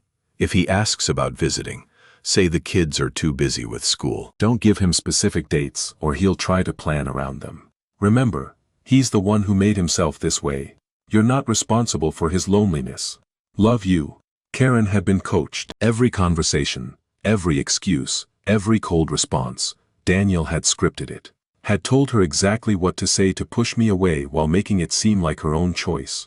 My daughter hadn't abandoned me. She'd been programmed to abandon me, slowly and systematically, by a man who'd been planning my elimination since before their children were born. The final email was from 3 weeks ago. Daniel to his mother. Mom, it's happening. Karen told Harold about the move yesterday. Apparently, he got emotional and tried to guilt her into staying. Exactly what I predicted. She's fully on board now. Sees him as the problem, not the victim. It took years of work, but she finally understands that his generosity was really about control. Once we're in Seattle, I'll start the clock on establishing residency. 6 months, then we can file for the custody modification. By this time next year, Harold will need court permission to even send the kids birthday cards. Mission accomplished. D. Mission accomplished. I closed the laptop and sat in the darkness of my office, my whole body shaking with a rage so profound it felt like a physical illness. 9 years. Daniel had spent 9 years systematically destroying my relationship with my daughter. Had taken my money, my trust, my love, and used it all to fund his campaign against me. And now he was going to take my grandchildren to another state and legally prevent me from ever seeing them again. Mission accomplished. I thought about Karen, about the daughter I'd raised, the woman who'd once told me I was the best daddy in the world. She didn't know, couldn't know. The Karen I'd raised would never have participated in something this cruel if she understood what was really happening. Daniel had broken her, had rewired her brain with years of careful manipulation, until she saw her loving father as an enemy and her predatory husband as a savior. She was a victim too, even if she didn't know it. But that didn't change what I had to do. I stood up and walked to my window, looking out at the Portland night. Lights twinkled in windows where families gathered, where children laughed, where grandparents read bedtime stories without wondering if it would be the last time. Daniel Henderson thought he'd won, thought his mission was accomplished, thought he could take everything from me and walk away clean. He was wrong. I walked back to my desk and opened a new document. At the top, I typed 3 words, plan of action. Then I started writing. Every name I knew, every connection I had, every piece of evidence I'd gathered, and every weakness I'd identified in Daniel's carefully constructed empire. He wanted a war. Fine. I'd spent 40 years building a business from nothing. I'd survived Eleanor's death, financial setbacks, economic recessions, and every other challenge life had thrown at me. I wasn't some helpless old man waiting to die so his son-in-law could collect the inheritance. I was Harold Peterson. And Daniel Henderson was about to learn exactly what happened when you declared war on someone who had nothing left to lose. The clock on my wall showed 11:58 p.m. In 2 minutes, it would be a new day, a new chapter, the last chapter of my life as a victim. The first call I made was at 7:03 a.m. to a man I hadn't spoken to in 8 years. Victor Reyes had been my corporate attorney when Peterson Construction was at its peak. He'd handled contracts, liability disputes, the occasional employment issue. We'd lost touch after I sold the company in 2017, but I still had his number in my phone, saved under the name of a man I trusted completely. Harold Peterson. His voice carried the warmth of genuine surprise. I thought you'd retired to a life of leisure. I need your help, Victor. It's personal, and it's urgent. The warmth faded, replaced by professional concern. What kind of personal? The kind where my son-in-law has been systematically defrauding me for 15 years and is now trying to legally separate me from my grandchildren. A long pause. Come to my office. Today, 10 a.m. Bring everything you have. Victor's office was in the Pearl District, in a building I'd helped construct 22 years ago. The irony wasn't lost on me as I rode the elevator to the 14th floor, carrying a briefcase stuffed with evidence of my own destruction. His receptionist showed me to a conference room with floor-to-ceiling windows overlooking the Willamette River. Victor was already there, silver-haired now but still sharp-eyed, a legal pad and pen waiting on the table in front of him. "Tell me everything," he said. "From the beginning." I talked for 2 hours. The financial support, the gradual exclusion, Karen's accusations, Daniel's trust fund, the bankruptcy, the fraud allegations, the emails I'd found detailing his years-long campaign to eliminate me from my grandchildren's lives. Victor listened without interruption, occasionally making notes, his expression growing darker with each revelation. When I finished, he sat back and exhaled slowly. "Harold, I'm going to be honest with you. What you've described is appalling on a moral level, but complicated on a legal one." "Meaning what?" "Meaning that Daniel hasn't technically committed any crimes against you. He accepted money you gave voluntarily." "He didn't force you to make those contributions. The fact that he had other resources and chose to take yours anyway might be despicable, but it's not illegal. I'd expected this." "What about the fraud at Morrison and Associates?" "Settled privately. No criminal charges filed. Even if we could prove he was guilty, the statute of limitations has long since passed." "The emails then, the ones showing he planned to cut me off for my grandchildren." Victor leaned forward. "Those are more interesting. But I need to ask, how did you obtain them?" I hesitated. "I accessed his work email. With his permission." "No." Victor's expression tightened. "Harold, that's potentially a federal crime. The Computer Fraud and Abuse Act covers unauthorized access to computer systems. If Daniel finds out how you got those emails, he could have you arrested." The words landed like stones in my chest. I'd been so focused on what I'd found that I hadn't considered the implications of how I'd found it. "Can we use them at all?" "Not in court. Evidence obtained illegally is inadmissible." "And if you try to use them to pressure Daniel directly, he could claim harassment or blackmail." Victor paused. "However, there's nothing stopping you from knowing what you know. The emails have shown you his strategy. That knowledge is valuable even if the documents themselves can't be used. So what can I do?" Victor picked up his pen and started writing. "Several things. First, we document everything you've given them over the years. Every check, every transfer, every receipt. We create a paper trail that establishes the full scope of your financial support. I have most of that already." "Good." "Second, we hire a private investigator to verify the information you found through legitimate means. The trust fund settlement, the bankruptcy filing, the Cascadia connection, all of that is public record or can be obtained legally. We build our case without touching anything that could taint our position. And then? Then we prepare for the custody battle." Victor looked up from his notes. "Washington State does have grandparent visitation rights, but they're narrower than Oregon's. Daniel's plan to establish residency there, and then file for restricted visitation is sound strategy. We need to move faster than he expects." "What does that mean?" "It means we file in Oregon before they leave. We establish your rights to visitation while they're still residents of this state. We create a legal record that they'll have to contend with even after they move. Can we win?" Victor set down his pen. "Honestly, I don't know. Grandparent visitation cases are notoriously difficult. Courts generally defer to parents' decisions about who has access to their children. If Karen testifies that your presence is harmful to Emily and Marcus, a judge might agree. But it's not harmful. I've never done anything to hurt those kids. I know that. You know that. But Daniel has been building a narrative for years. He's convinced Karen that your generosity was manipulation. If she believes it strongly enough, she'll make the judge believe it too." I stared out the window at the river below, watching boats cut through the gray water. Everything I'd built, everything I'd sacrificed, reduced to legal strategies and custody battles. "There has to be another way." Victor was quiet for a moment. "There might be, but it's risky. Tell me, Karen doesn't know the truth about Daniel, about his financial history, his family's wealth, his plans to use Washington's weaker grandparent rights against you. If she found out, if she saw evidence she couldn't dismiss, it might change everything. I tried to tell her." "She wouldn't listen. You told her your perspective. What if someone else told her the facts? Someone she couldn't accuse of having an agenda?" Like who? Victor smiled slightly. Like a journalist. Daniel used the media against you once. There's no rule that says you can't return the favor. The private investigator Victor recommended was a woman named Grace Chen, 53 years old, former FBI, now running her own firm specializing in financial investigations and family law cases. We met at a coffee shop in Southeast Portland 3 days after my conversation with Victor.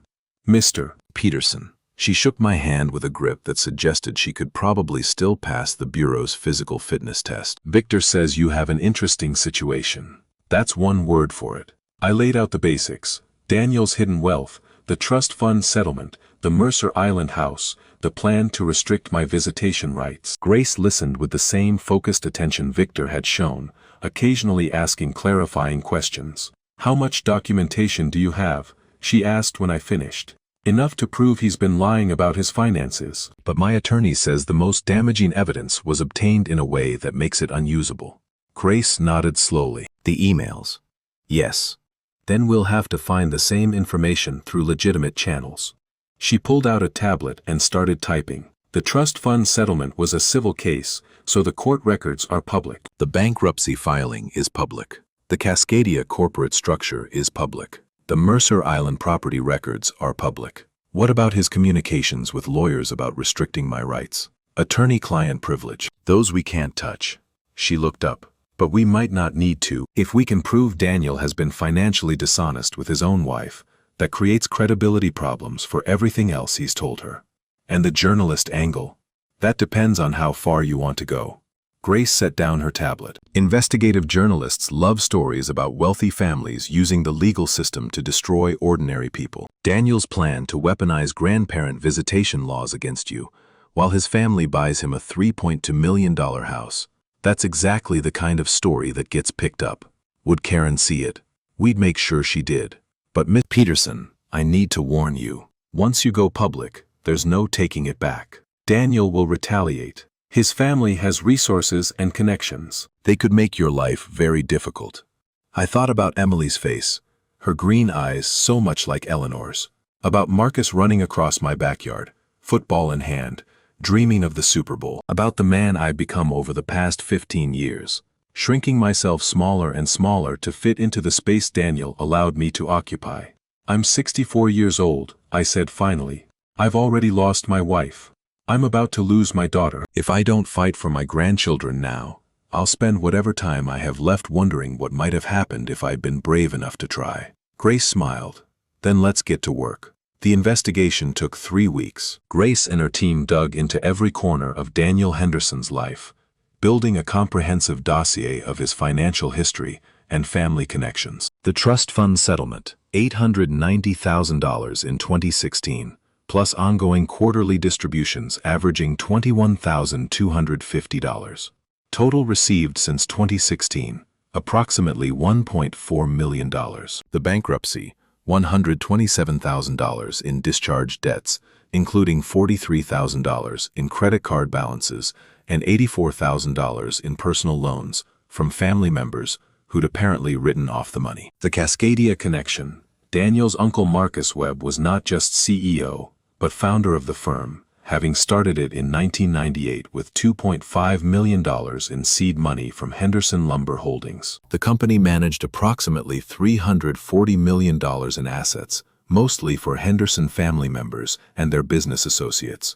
The Mercer Island house, purchased through Emerald Holdings, LLC for $3.2 million in June 2021. The property featured 5 bedrooms, 4 bathrooms, a private dock, and views of Lake Washington. Property tax records showed it was classified as a family residence rather than a corporate holding, suggesting someone was already planning to live there. And then there was the detail that made everything else pale in comparison. Grace found it buried in Washington state court records. A petition filed in August 2021, 2 months before Karen told me about the move. In the matter of the name change of Emily Marie Peterson Henderson and Marcus Daniel Peterson Henderson, minor children. The petition requested that my grandchildren's names be changed to Emily Marie Henderson and Marcus Daniel Henderson, dropping the Peterson entirely, erasing me from their identities before I even knew they were leaving. The petition had been filed by Daniel R. Henderson, with Karen M. Henderson listed as a co-petitioner. Karen had signed it, Had agreed to remove my name from her children without telling me, without asking if I minded, without even the courtesy of a heads-up before they legally erased my existence from my grandchildren's birth certificates. I stared at the document for a long time, reading and rereading the bureaucratic language that reduced my relationship with Emily and Marcus to an inconvenient hyphen. She might not have understood what she was signing, Grace said gently. Daniel could have framed it as simplifying their records for the new school, reducing confusion, making things easier. Does it matter? She signed it. It matters because it gives you leverage. A judge might look very differently at Daniel's concern for the children's welfare when he's simultaneously trying to erase their grandfather's name from legal documents. I nodded slowly, adding the name change petition to the stack of evidence that would either save my family or destroy what remained of it. What about the journalist? I asked. I have someone in mind. Rebecca Torres at the Oregonian. She's been covering family law issues for years.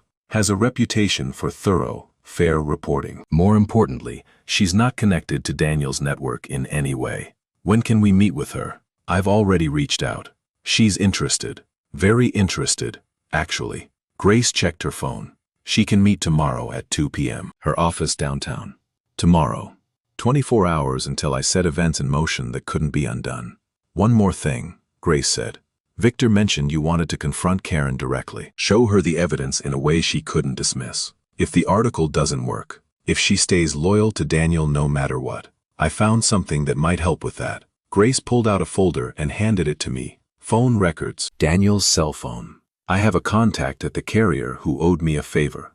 Is this legal? Let's say it's in a gray area, but I'm not suggesting you use the records themselves. I'm suggesting you use what they show. I opened the folder. Pages of call logs, most of them meaningless. But Grace had highlighted several entries in yellow. March 2019, 17 calls to Bradley Henderson, the lawyer cousin. The same month Daniel had emailed asking about contesting my will. September 2020, 23 calls to Robert Henderson, Daniel's father. The month when Karen's emails to me had started getting colder. June 2021. 41 calls to Marcus Webb at Cascadia Investment Group, the month the Mercer Island house was purchased. And then, in the week following Karen's visit to tell me about the move, a cluster of calls that made my blood run cold. September 14th to 21st, 2021. 14 calls to a number Grace had traced to Dr. Amanda Foster, a psychiatrist specializing in family systems intervention. I looked up, what is family systems intervention? Grace's expression was grim. It's a therapeutic approach for dealing with difficult family members. Sometimes it's legitimate, helping families navigate genuine mental health challenges. But it's also used to create documentation for custody cases. If Daniel has been consulting a psychiatrist about you, he's probably building a case that you're mentally unstable. Based on what evidence? He doesn't need evidence. He just needs a professional opinion that your obsessive attachment to the grandchildren and your controlling financial behavior suggest underlying psychological issues. If Karen has been feeding the psychiatrist Daniel's version of events, they could paint a very damaging picture. The trap was even more elaborate than I had realized. Daniel wasn't just trying to move away from me. He was building a case to prove I was mentally unfit to be around my grandchildren. Every call I'd made, every gift I'd sent, every expression of love and concern was being cataloged as evidence of instability. How do we counter this? We get our own evaluation. A respected psychiatrist who can examine you and testify that you're mentally sound. We also document Daniel's history of manipulation and deception, showing that any concerns about your mental state originated with someone who has a proven track record of lying. I closed the folder and looked out the window at the Portland skyline. 4 weeks ago, I'd been a lonely old man counting the days until I could see my grandchildren again. Now I was planning a legal and media offensive against my own son-in-law, armed with evidence of fraud, manipulation, and a conspiracy to erase me from existence. The move is scheduled for October 30th, I said. That's 17 days from now. Then we work fast. Grace started packing up her files. Rebecca Torres tomorrow. File the Oregon visitation petition by Friday. Get your psychiatric evaluation scheduled for early next week. If we do this right, Daniel won't know what hit him until it's too late. And if we don't do it right, Grace paused at the door. Then you'll have to decide how much you're willing to lose in a fight you might not win. I stayed in the coffee shop for another hour after she left, staring at the documents spread across the table.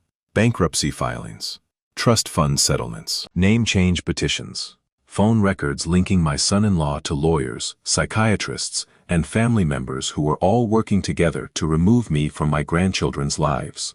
17 days. In 17 days, Karen would load Emily and Marcus into a moving truck and drive them to a house I'd never been invited to, in a city where I had no legal rights to see them. Unless I stopped it, unless I was willing to go to war with everything I had and accept whatever consequences followed. My phone buzzed with a text. Frank, my brother. Heard through the grapevine that Daniel's been telling people you're losing it, saying you've been calling Karen constantly, showing up uninvited, making threats. Just wanted you to know what's out there. Making threats. I'd never made a threat in my life. But Daniel was already poisoning the well, already seeding the narrative that would explain whatever I did next. I typed back a single word, thanks. Then I gathered my documents, paid for my coffee, and walked out into the October afternoon. The air was crisp with the promise of autumn, leaves beginning to turn on the trees that lined the street. 17 days to save my family. 17 days to prove that Daniel Henderson was the manipulator, not me. 17 days until everything changed. I was ready. Rebecca Torres was not what I expected. Mid-40s, sharp-featured, dressed in a blazer that had seen better days over a t-shirt that read, "Journalism dies in darkness." Her office at the Oregonian was cramped, stacked with papers and files, a shrine to the dying art of investigative reporting. Mr. Peterson. She didn't stand to shake my hand, just gestured to the chair across from her cluttered desk. Grace Chen says you have a story about family courts and wealthy people behaving badly. That's one way to put it. Give me the elevator pitch. 30 seconds. Why should I care?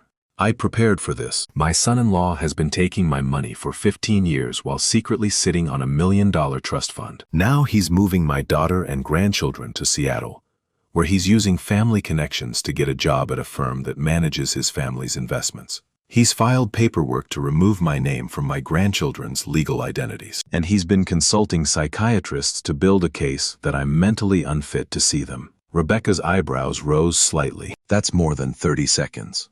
It's been a long 15 years.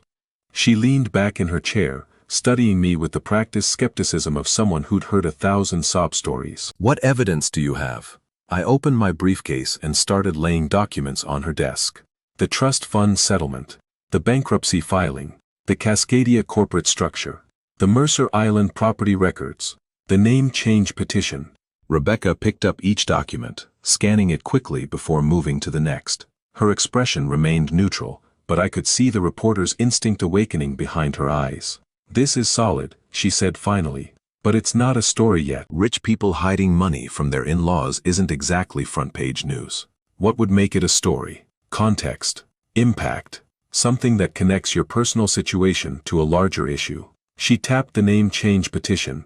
This is interesting. A father trying to erase a grandfather from children's legal identities. If this is part of a pattern, if there are other families who've experienced similar tactics, that's something readers would care about. I'm not the only one. You'd be surprised how common this is. Parental alienation, grandparent exclusion, weaponizing family courts against the older generation. It's a growing problem that nobody wants to talk about because it makes everyone uncomfortable. Rebecca set down the documents. Here's what I'm thinking.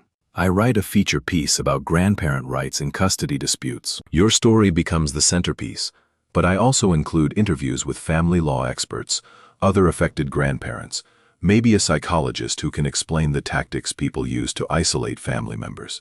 Would that be enough to get Karen's attention? Miss Peterson, if I do my job right, this story will get everyone's attention. The question is whether you're prepared for what happens next. What do you mean? Rebecca leaned forward. Right now, this is a private family dispute. Once I publish, it becomes public. Daniel and his family will respond. They'll attack your credibility, claim you're lying, maybe even threaten legal action. Your daughter might never speak to you again. Not because she believes Daniel, but because she's embarrassed that her family's dirty laundry is on display for everyone to see. I thought about this, about Karen's face when she'd stood in my living room and told me I wasn't welcome for Christmas, About the emails where Daniel had bragged about his mission accomplished. about Emily and Marcus growing up in a $3.2 million house, wondering why their grandfather had abandoned them. I've already lost my daughter, I said. At least this way she'll know the truth, even if she hates me for exposing it. Rebecca nodded slowly. Then we have a deal. I'll need a few weeks to research and write. Can you get me contact information for other sources? Family members, former colleagues of Daniel's, anyone who can corroborate your account. I can give you David Yamamoto. He worked with Daniel at Morrison and Associates when the fraud allegations happened. And Sarah Henderson, Daniel's sister. She won't go on record, but she might talk on background. Perfect. Rebecca started making notes. I'll also need access to your financial records. Bank statements showing the transfers to Karen and Daniel. Without those, Daniel can claim you're exaggerating your contributions. I have everything going back 10 years. Good. She looked up from her notepad. One more thing. Grace mentioned you're planning to file for grandparent visitation in Oregon before they move. When is that happening? Friday. My attorney is preparing the petition now. Can you delay until Monday? I frowned. Why? Because if I can get this story ready by Sunday, we can coordinate. The article drops, Daniel's credibility takes a hit, and then the next morning you file your petition. He'll be playing defense on two fronts simultaneously. It was a good strategy. Better than anything I'd considered. How certain are you that you can have it ready by Sunday? Rebecca smiled grimly. I've written features in 3 days before. This one practically writes itself. The next 11 days were the longest of my life. I went through the motions of normal existence. Grocery shopping, home maintenance, the mundane routines that filled the hours between planning sessions with Victor and updates from Grace. But my mind was never far from the calendar on my kitchen wall, where October 30th was circled in red. 16 days until they left. 15, 14. The call came on day 12, October 18th, for 23 p.m. Not from Karen, from Daniel, Harold. His voice was smooth, controlled, the same tone he'd used for 15 years to ask for money while secretly plotting my destruction. We need to talk. About what? The move. There are some logistical issues I was hoping you could help with. I almost laughed. After everything, after the emails and the name change petition and the psychiatrist consultations, he was calling to ask for help. What kind of logistical issues? The moving company we hired fell through. Some problem with their licensing. I don't know the details. Karen's been scrambling to find a replacement, but everyone's booked this close to the end of the month. That sounds frustrating. It is. A pause. I was thinking, you still have contacts in the construction industry, right? People with trucks and crews who could help us load up. The audacity was breathtaking. He wanted me to use my professional network to help him move my grandchildren to a city where he planned to legally prevent me from seeing them. Daniel, I don't think that's appropriate. Why not? You've always been so helpful before. His voice carried a slight edge now, the first crack in his polished facade. Karen mentioned that you seemed upset when she told you about the move. I hope there aren't any hard feelings. Hard feelings. He'd stolen $200,000 from me over 15 years. He convinced my daughter I was a manipulative monster. He was planning to erase my name from my grandchildren's identities, and he hoped there weren't any hard feelings. Daniel, I'm not going to help you move. The silence stretched for several seconds. When he spoke again, the smoothness was gone entirely. I see. Is this about the Christmas dinner thing? Because Karen told me you took that personally, and I want you to know that wasn't our intention. Isabella's parents are just very particular about. This isn't about Christmas dinner. Then what is it about? I thought about telling him, laying out everything I knew, every piece of evidence Grace had gathered, every detail of his years-long conspiracy. But that would give him time to prepare, time to spin the story, time to coach Karen on what to say when the article dropped. It's about respect, I said instead. Something you've never had from me. Harold, that's not fair. I've always. We're done, Daniel. Good luck with your move. I hung up before he could respond. The phone rang again immediately. I let it go to voicemail. Then again. And again. By 6 p.m. I had 7 missed calls from Daniel and 3 from Karen. I didn't answer any of them. The counterattack began the next morning. Frank called at 8:15 a.m., his voice tight with concern. Harold, what the hell is going on? Daniel's been calling the whole family, saying you've lost your mind. He told Aunt Rosa you threatened to burn down their house. I never said anything like that. I know, but he's telling everyone. And he's convincing. He sounds genuinely worried about you, talking about dementia and mental breaks. Rosa's actually considering calling Adult Protective Services. I closed my eyes, absorbing the scope of Daniel's response. He wasn't just defending himself. He was executing the plan I'd seen in his emails. Establish that I'm mentally unstable. Create a paper trail of concerned relatives. Build a case that would justify whatever restrictions he wanted to place on my access to Emily and Marcus. Frank, I need you to trust me. I'm not losing my mind. Daniel has been lying to everyone for years, and I have proof. But I can't show it yet. Proof of what? Everything. The money, the manipulation, the plan to cut me off from my grandchildren. It's all coming out soon. Just don't believe anything he says about me until then. Harold, you're scaring me. This doesn't sound like you. That's because you've never seen me fight back before. Karen's voicemail arrived at 2:47 p.m. Her voice was cold, clipped, nothing like the daughter I remembered. Dad, Daniel told me you refused to help with the move and then said something about respect. I don't know what's gotten into you lately, but this behavior is exactly what he warned me about. you're acting erratic and paranoid, and frankly, I'm worried about your mental state. I'm asking you, as your daughter, to please get some help. See a doctor. Talk to someone. Because the way you're acting right now is only proving Daniel right about everything. I don't want to cut you out of our lives completely, but if you keep this up, you're not going to leave me any choice. Please, Dad. Get help before it's too late. I listened to the message 3 times, hearing the script beneath her words. Everything she said, every phrase she used, came directly from Daniel's playbook. Erratic, paranoid, mental state, get help. She wasn't speaking as my daughter. She was reciting lines someone else had written for her. But there was something else in her voice too. Something beneath the rehearsed coldness. A tremor, a hesitation. The ghost of the girl who used to call me daddy and tell me I was the best father in the world. Part of her knew something was wrong. Part of her was fighting the programming, struggling to reconcile the father she remembered with the monster Daniel had invented. I just had to give her a reason to trust that part. The emails started arriving on day 10. The first was from Daniel's cousin Bradley, the lawyer, sent to my personal email address, which I'd never given him. Mr. Peterson, I'm writing on behalf of the Henderson family regarding recent concerning behavior. Multiple family members have reported that you've been making threatening statements and exhibiting signs of psychological distress. While we have no desire to escalate this situation, we are prepared to seek a restraining order if your behavior continues. We urge you to seek professional help and to cease all contact with Daniel, Karen, and their children. This letter serves as formal notice that any further attempts to interfere with the Henderson family will be documented and may be used as evidence in future legal proceedings. Bradley Henderson, Esquire. Henderson and Seattle, Washington. I forwarded the email to Victor, who called back within 20 minutes.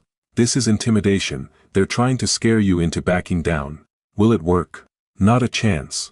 In fact, this helps us. They're threatening a restraining order based on concerning behavior, but they haven't specified what that behavior is. If we file our visitation petition first, their restraining order threat looks retaliatory. What about the part where they say I've been making threatening statements? Have you? I told Daniel I wasn't going to help him move, and that I wanted respect. That's it. Then they're lying. And when Rebecca's article comes out with documented evidence of Daniel's deception, their credibility will be destroyed. Victor paused. How are you holding up? I'm fine. Harold, I've known you for 20 years. You're not fine. This would break anyone. I looked around my empty kitchen, at the chair where Emily used to sit for Tuesday dinners, at the window Marcus used to press his face against when he arrived. I'll be fine when I see my grandchildren again. Until then, I'm doing what needs to be done. Fair enough. Just remember, we're almost there. 5 more days until the article drops. 6 days until we file the petition. After that, Daniel will be playing our game instead of his. Day 8 brought an unexpected development. Grace called at 7 p.m., her voice carrying an unusual note of excitement. I found something. Something big. What is it? The psychiatrist. Dr. Amanda Foster, the one Daniel's been consulting about you. What about her? She's not just any psychiatrist. She's a professional expert witness, specializes in custody cases where one parent is trying to restrict the other's access. She's testified in over 40 cases in the past 5 years, and in 37 of them, the judge ruled in favor of her client. So she's effective. She's expensive. Her retainer is $25,000, plus $500 an hour for consultation and testimony. Daniel's been paying her since August. Grace paused, but here's the interesting part. I found 3 cases where her testimony was challenged and her credibility was questioned. In all 3, the opposing attorney raised concerns about her methodology and her willingness to reach predetermined conclusions. Can we use that? Better. I tracked down one of the attorneys who challenged her, Margaret Ewan, family law specialist in Seattle. She's very interested in talking to us. Why?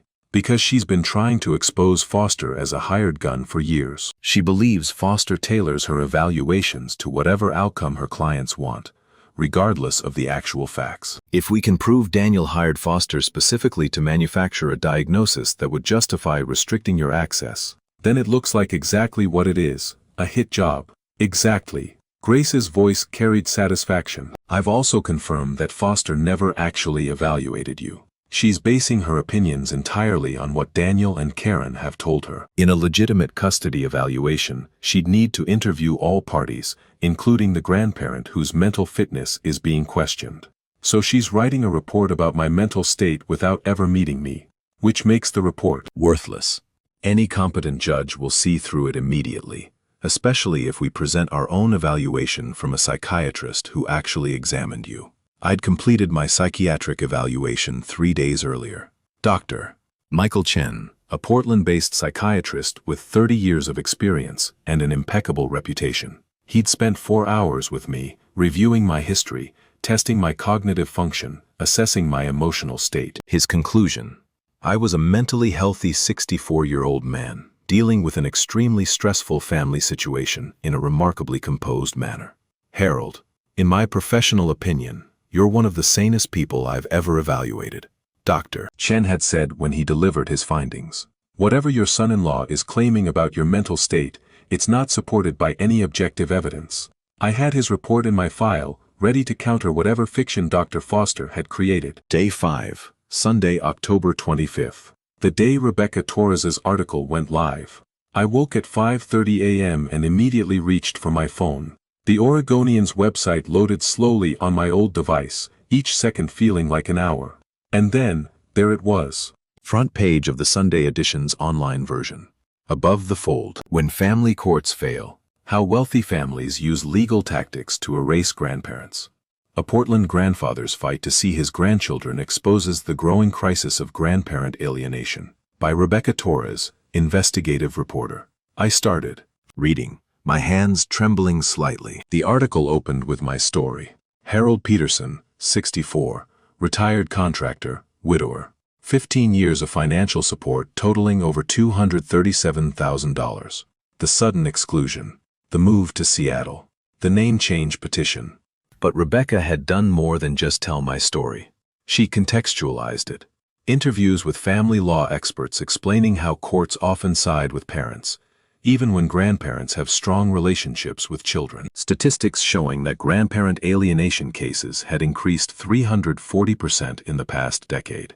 Psychologists describing the tactics used to isolate family members, from gradual exclusion to full-scale campaigns of character assassination. And then, buried in the middle of the article, the details that would destroy Daniel's carefully constructed narrative. Court records show that Daniel Henderson, Peterson's son-in-law, received a settlement of approximately $890,000 from a family trust in 2016, the same year he accepted $15,000 from Peterson for a kitchen renovation, claiming the family couldn't afford the expense. Henderson also declared bankruptcy in 2013 with debts totaling $127,000, a fact he apparently concealed from his wife's family while accepting their continued financial support. Additionally, Henderson's new position as CFO at Cascadia Investment Group was facilitated by family connections, according to corporate filings. The company, founded by Henderson's uncle Marcus Webb, manages investments for Henderson family entities,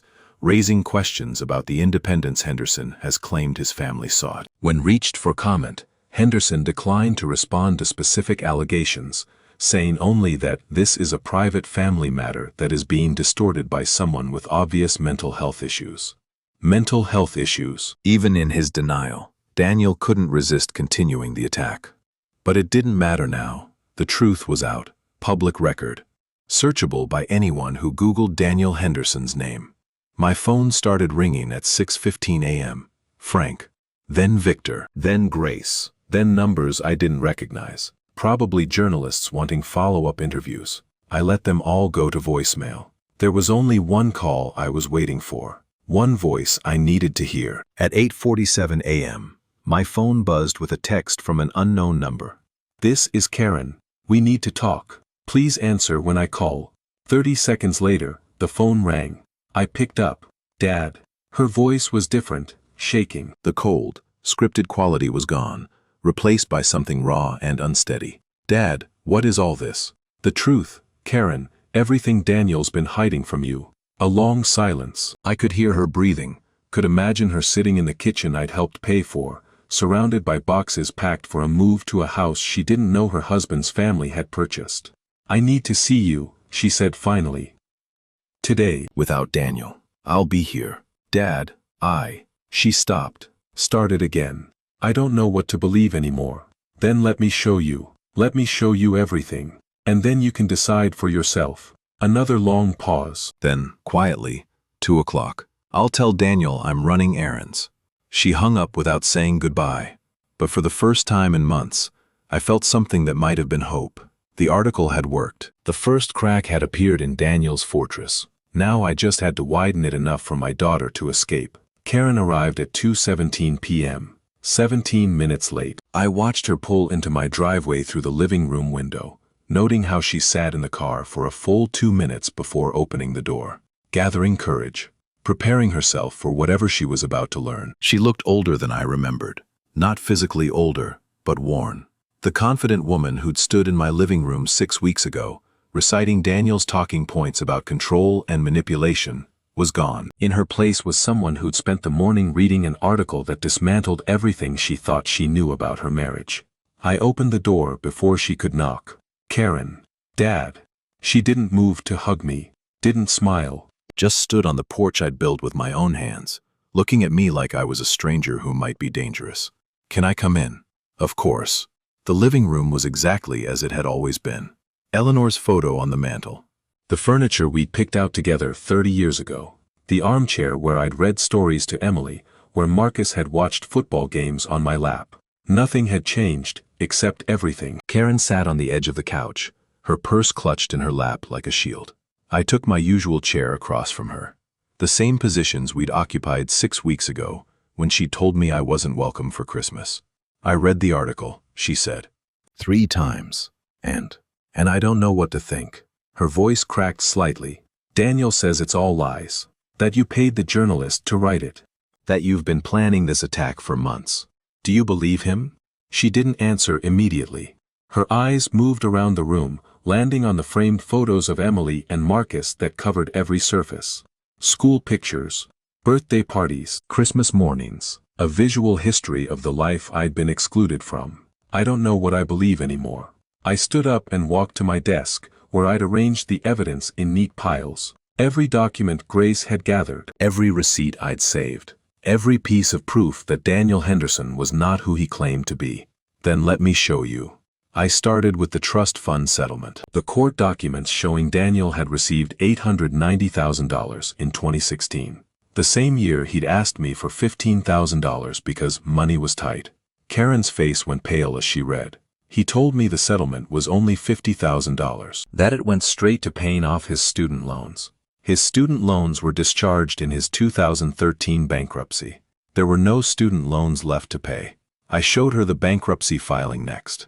The $127,000 in debts, the unemployed status listed on the forms, the discharge that had wiped his slate clean just in time for him to start pursuing her. "He never told me about this," she whispered. 13 years of marriage, and he never mentioned he'd declared bankruptcy. He couldn't tell you, because then you'd wonder how he could afford the down payment on your house when his credit score should have been destroyed. The property records came next. The $60,000 I'd contributed versus the $25,000 Daniel had added from an unexplained source.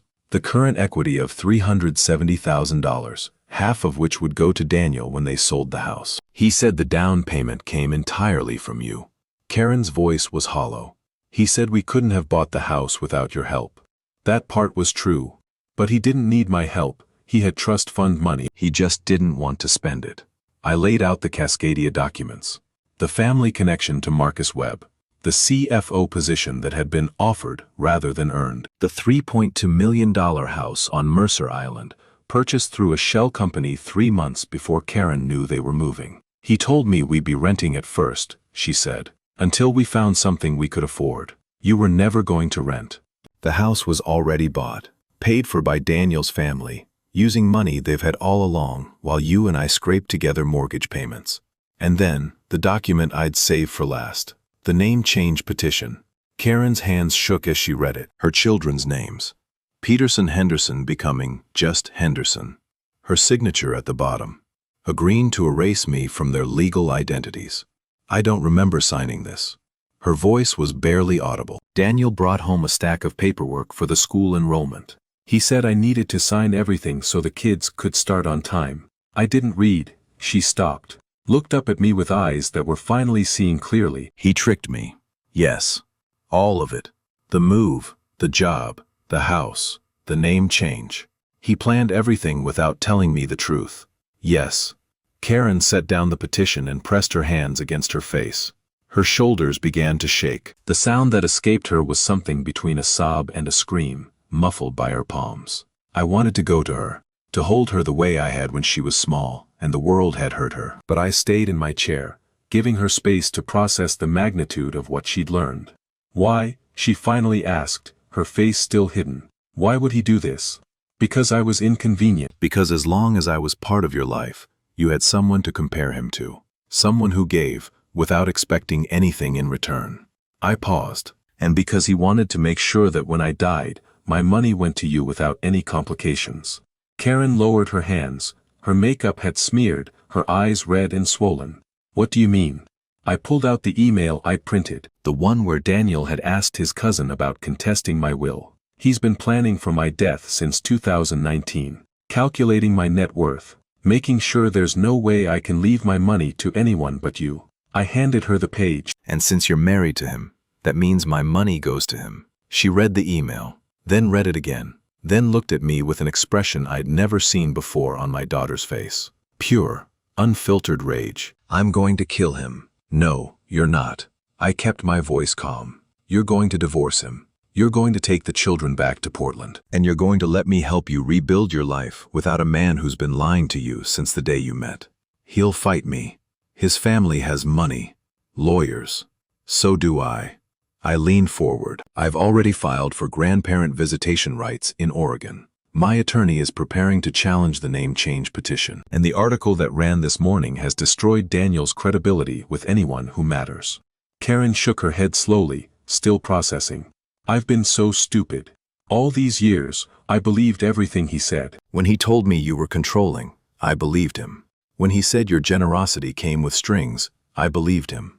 I pushed you away because he convinced me you were the problem. You're not stupid. You were manipulated by someone who's very good at manipulation. He'd been practicing on other people long before he met you. The fraud allegations at Morrison and Associates. Among other things. I decided not to mention the domestic disturbance report from 2014. One revelation at a time. Daniel has spent his entire adult life taking what he wants from people who trust him. You were just the most successful target. Karen stood up abruptly, pacing the living room like a caged animal.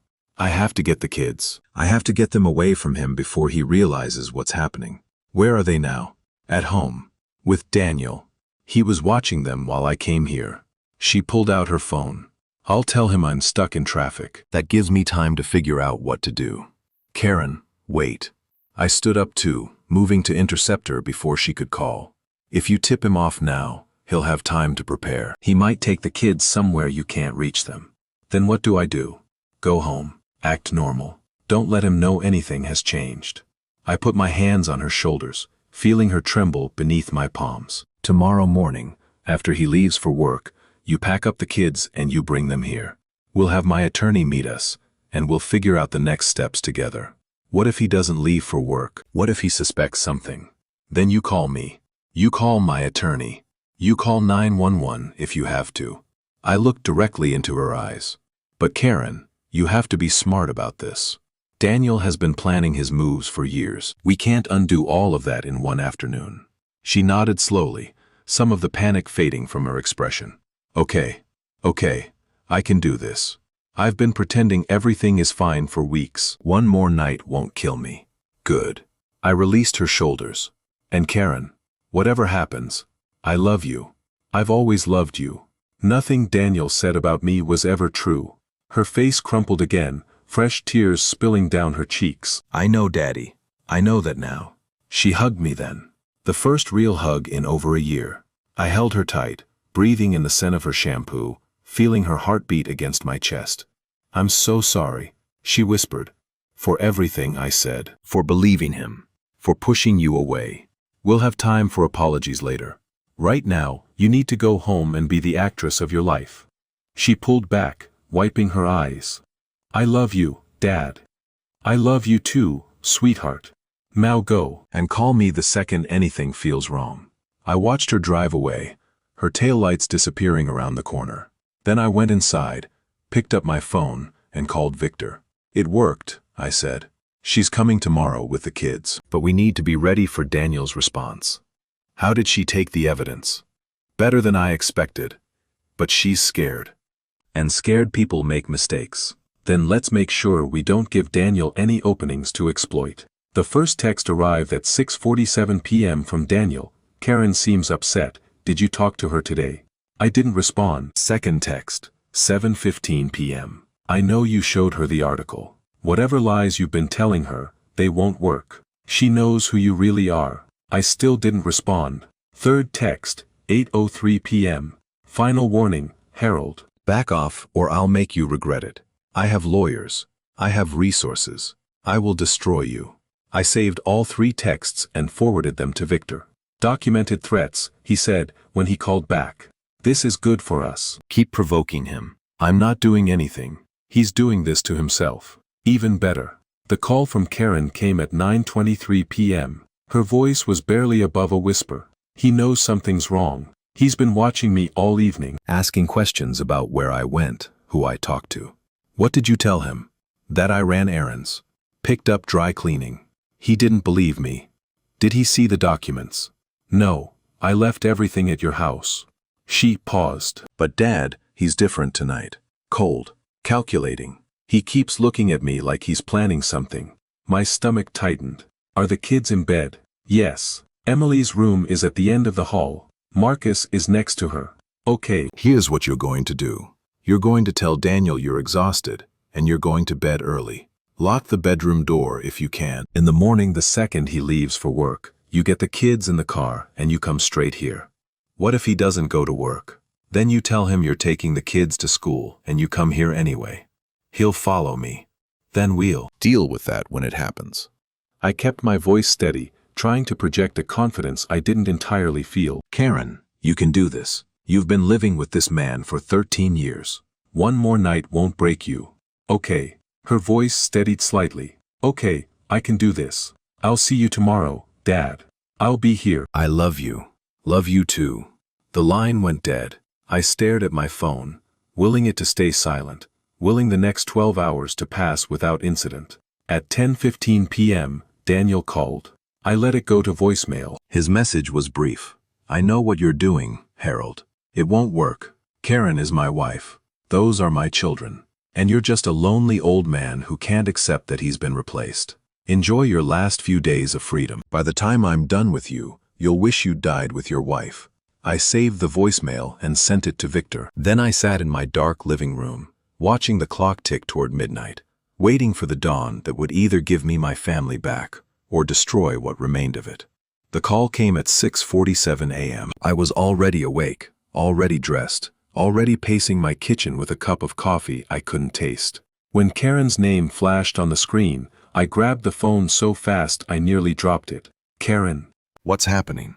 He's gone. Her voice was breathless, panicked. He left early. Said he had a meeting. But Dad, he took our passports. What? All of them. Mine, Emily's, Marcus's. They were in the filing cabinet in his office. I went to grab them this morning, and they're gone. My mind raced through the implications. Passports meant international travel. Meant taking the children somewhere I couldn't follow. Does Daniel have family overseas? His mother's side is from Canada, and his company has offices in London. Okay, don't panic. He can't leave the country without you noticing. Pack what you need and get the kids in the car. We'll figure out the passport situation once you're safe. But what if he? Karen, listen to me. Grab the kids. Get in the car. Drive here. Do it now. I could hear her breathing. Hear the fear that was threatening to paralyze her. Then, quietly, okay, I'm going. Call me when you're on the road. The next 45 minutes were the longest of my life. I called Victor to warn him about the passports. He immediately contacted a family law judge he knew, requesting an emergency hearing to prevent Daniel from taking the children out of the country. I called Grace, asking her to track Daniel's movements if possible. She said she'd try, but couldn't promise anything. I paced. I prayed. I watched the clock and willed my phone to ring with good news. At 7:32 a.m., Karen called. We're in the car. We're on the freeway. Emily's asking questions, but I told her we're going to Grandpa's house for breakfast. How far out are you? 20 minutes. Maybe less if traffic stays light. Good. Keep driving. Don't stop for anything. Dad, there's a car behind me. A black BMW.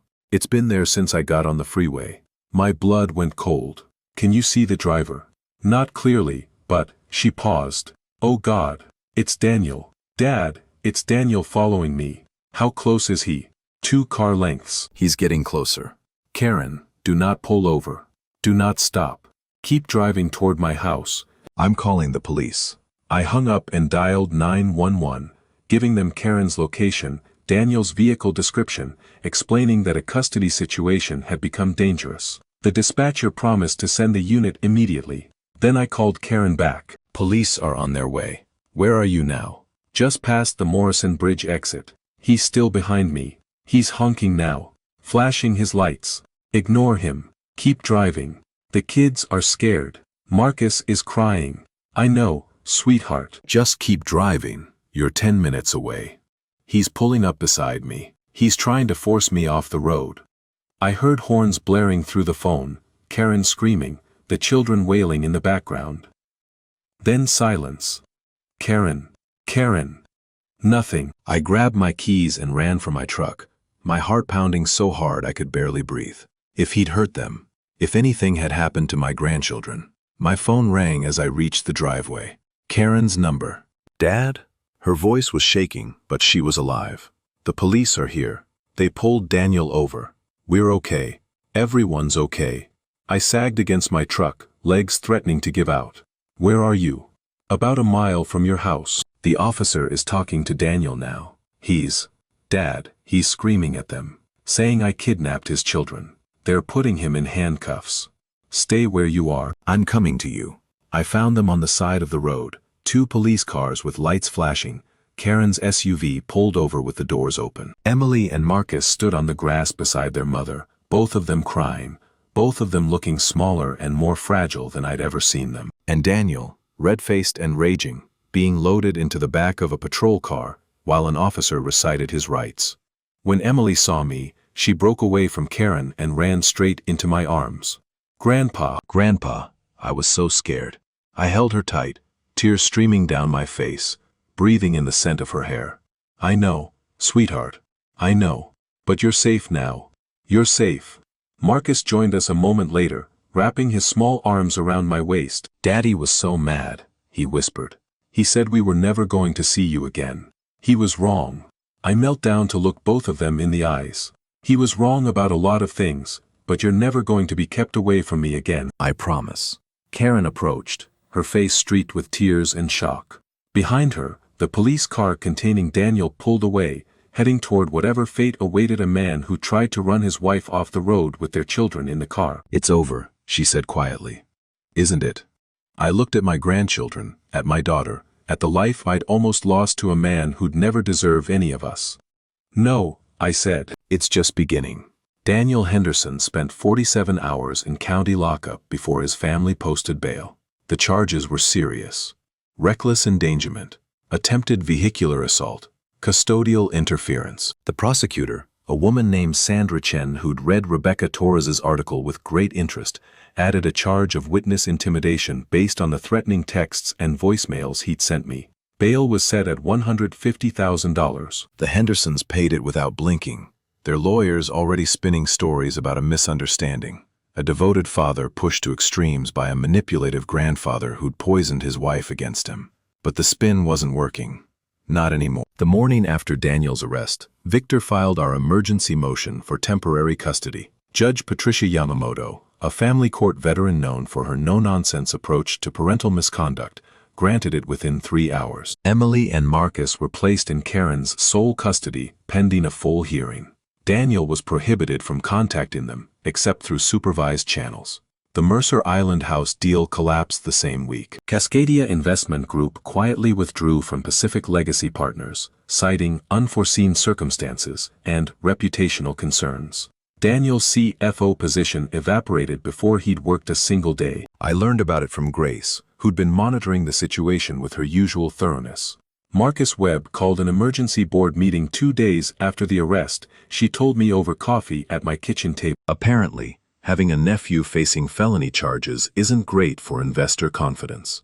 They're distancing themselves as fast as possible. What about the house? Emerald Holdings is putting it back on the market. The purchase was contingent on Daniel's employment at Cascadia. No job, no house. Grace smiled grimly. Turns out family loyalty has its limits when there's money on the line. The irony wasn't lost on me. Daniel had spent 15 years taking my money while hiding his family's wealth. Now his family was abandoning him to protect their investments. Karen moved back into her parents' house with the children. Not my house. Not yet. She needed space to process everything, to rebuild her sense of reality without Daniel's constant manipulation shaping her perceptions.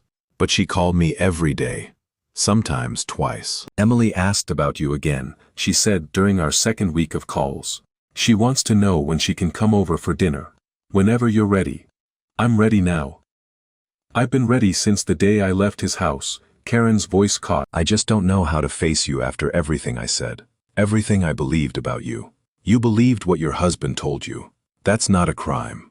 It feels like one. Then let me absolve you. Come for dinner on Tuesday. Bring the kids. I'll make pot roast." The silence stretched for several seconds. When Karen spoke again, her voice was thick with tears. "Tuesday. We'll be there." The first Tuesday dinner in over 2 years took place on November 17, 2021. I spent the entire day preparing. Eleanor's pot roast recipe, the one with the root vegetables and the herbs from our garden. Homemade rolls because Marcus had always loved them warm from the oven. A chocolate cake for dessert, Emily's favorite, with the buttercream frosting I'd learned to make specifically because she'd asked. The house was cleaner than it had been in months. I'd hired a service to deep clean everything, erasing the neglect that had accumulated during my months of depression and isolation. Fresh flowers on the dining table. New candles in Eleanor's silver holders. The good china, the set we'd received as a wedding gift 53 years ago. Karen arrived at 5:30, the children tumbling out of the car, with an energy I'd forgotten they possessed. "Grandpa." Marcus sprinted across the lawn and launched himself at my legs. "Mom said you're making rolls." "I am." "And chocolate cake." "Yes." Emily approached more cautiously, her teenage wariness reasserting itself after the chaos of the past weeks. But when I opened my arms, she stepped into them without hesitation. "I missed you, Grandpa. I missed you too, sweetheart. More than you'll ever know." Karen hung back, watching us with an expression I couldn't quite read. When I finally released Emily and turned to my daughter, I saw tears streaming down her cheeks. "Dad, Inside," I said gently. "We have all evening." Dinner was everything I'd hoped it would be. Marcus talked nonstop about school, about his friends, about the football team he wanted to join in the spring.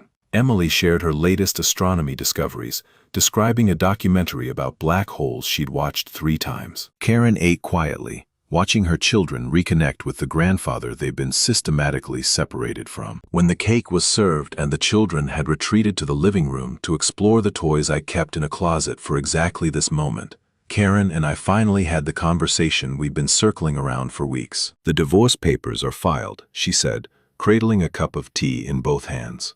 "Daniel's contesting everything, of course. He wants joint custody, spousal support, half the equity in the house. What does Victor say? That he's dreaming. The criminal charges alone will tank his custody case. And the financial evidence." She shook her head. "His own family's lawyers are advising him to settle quietly. But Daniel won't listen. He still thinks he can win. Can he?" "No." Karen's voice was firm, more confident than I'd heard it in years. "Not anymore. The judge has seen everything. The trust fund he hid from me, the bankruptcy he never mentioned." "The emails about restricting your access to the kids." She looked up at me. "Grace found those through legitimate channels, by the way. Subpoenaed his work email as part of the custody proceedings. Everything is admissible now. I hadn't known that." Victor and Grace had been working behind the scenes, building the legal case, while I focused on rebuilding my relationship with my grandchildren. What happens next? Preliminary hearing in 2 weeks. "Victor thinks the judge will grant me full custody with supervised visitation for Daniel. After the criminal case is resolved, we'll revisit the arrangement." Karen set down her tea. "But Dad, there's something else." "What?" "Daniel's been calling." Leaving messages, saying he wants to apologize, that he realizes he made mistakes, that he wants another chance to be a family. My jaw tightened. "What did you tell him?" "Nothing. I don't answer his calls." She met my eyes. "But I need to know what you think."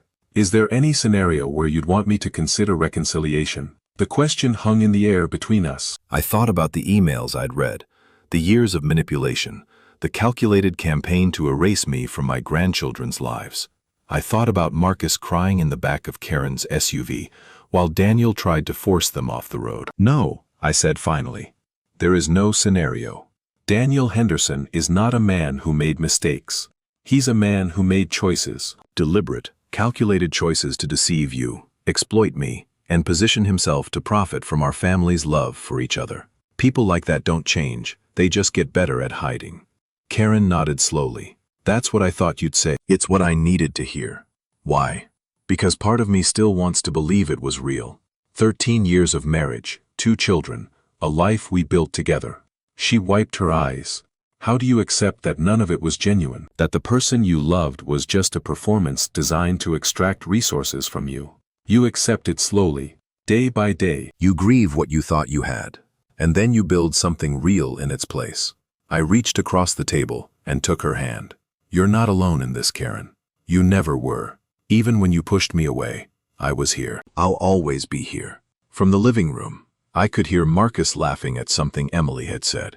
The sound was pure and unself-conscious, the way children laugh when they feel completely safe. Karen heard it too. A small smile crossed her face. "We should do this every Tuesday," she said. "I was hoping you'd say that." Daniel's criminal trial began in February 2022. The prosecution's case was straightforward.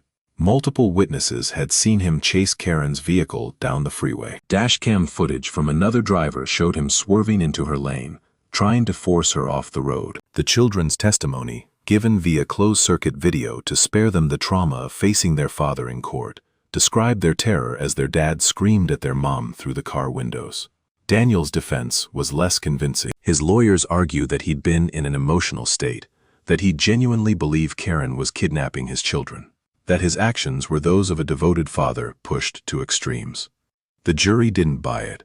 Guilty on all counts. Reckless endangerment, custodial interference, witness intimidation. The judge sentenced him to 18 months in state prison, with eligibility for parole after 12 months. I watched the verdict from the gallery, sitting between Karen and Victor. When the foreman read the word guilty, I felt something release in my chest. Not joy, exactly. More like the lifting of a weight I'd been carrying for so long I'd forgotten what it felt like to stand straight. Karen squeezed my hand. "It's over. Almost." The divorce was finalized 3 weeks later. Karen received full custody of the children, the house in Beaverton, and 60% of the marital assets. Daniel's objections were overruled at every turn, his credibility destroyed by his criminal conviction and the mountain of evidence documenting his years of deception. The name change petition was withdrawn. Emily and Marcus remained Peterson Hendersons, their identities intact, their grandfather's name preserved on their birth certificates. And Daniel's family, the Hendersons who'd provided the trust fund and the job and the $3.2 million house, quietly closed ranks. His parents stopped answering his calls from prison. His uncle Marcus removed all mention of him from Cascadia's corporate history. His sister Sarah, who'd provided me with the password that started everything, testified at his sentencing hearing about his history of manipulation and deceit. I sent her a thank you note afterward. She never responded, but I like to think she appreciated the gesture. 3 months into his sentence, Daniel requested a meeting. The call came through Victor, who'd been handling communications from Daniel's prison-appointed lawyer. Apparently, Daniel had something he wanted to say to me personally, a message that could only be delivered face-to-face. "You don't have to go," Victor said. "There's no legal requirement, no tactical advantage. If anything, it's a risk. He might be trying to manipulate you into saying something he can use for his appeal." What appeal? He was convicted on video evidence. Desperate men try desperate things. I'm just saying, be careful. I thought about it for 3 days. Imagine sitting across from Daniel in a prison visiting room, looking into the eyes of the man who tried to steal everything I loved. Would there be satisfaction in seeing him brought low? Would there be closure in whatever confession or explanation he wanted to offer? In the end, I decided to go. Not for him. For me. The prison was 2 hours outside Portland, a gray concrete facility that looked exactly like what it was. A place where consequences caught up with people who thought they were too smart to get caught. Daniel was waiting in the visiting room when I arrived. Orange jumpsuit, hollow eyes, a pallor that suggested insufficient sunlight and sleep. He'd lost weight. His charming salesman's confidence had been replaced by something smaller, more desperate. Harold. His voice was hoarse. "Thank you for coming." I sat down across from him, a metal table between us. "Say what you came to say." He was quiet for a moment, studying my face like he was trying to find an angle, a weakness, something he could exploit. Old habits. I wanted to apologize. For what, specifically? For everything. The money I took. The lies I told. The way I turned Karen against you. He leaned forward. "I know it doesn't mean much now, but I want you to know that I understand what I did was wrong." "Do you, or do you just understand that you got caught?" Daniel's jaw tightened. For a second, I saw a flash of the old arrogance. The man who'd spent 15 years looking down on me while taking my money. "I made mistakes. You made choices. There's a difference." I leaned back in my chair. "You chose to hide your trust fund from your wife. You chose to accept my financial support while secretly resenting me for it. You chose to spend years convincing Karen that I was a manipulator when you were the one pulling strings. I was protecting my family. You were protecting yourself. Your image. Your fragile ego that couldn't stand the thought of being indebted to your father-in-law." I shook my head. "You didn't even need my money, Daniel. You had almost $1 million in the bank, but you took it anyway, because letting me help made you feel superior. Made you think you were the one in control." Daniel's eyes narrowed. "You think you're better than me.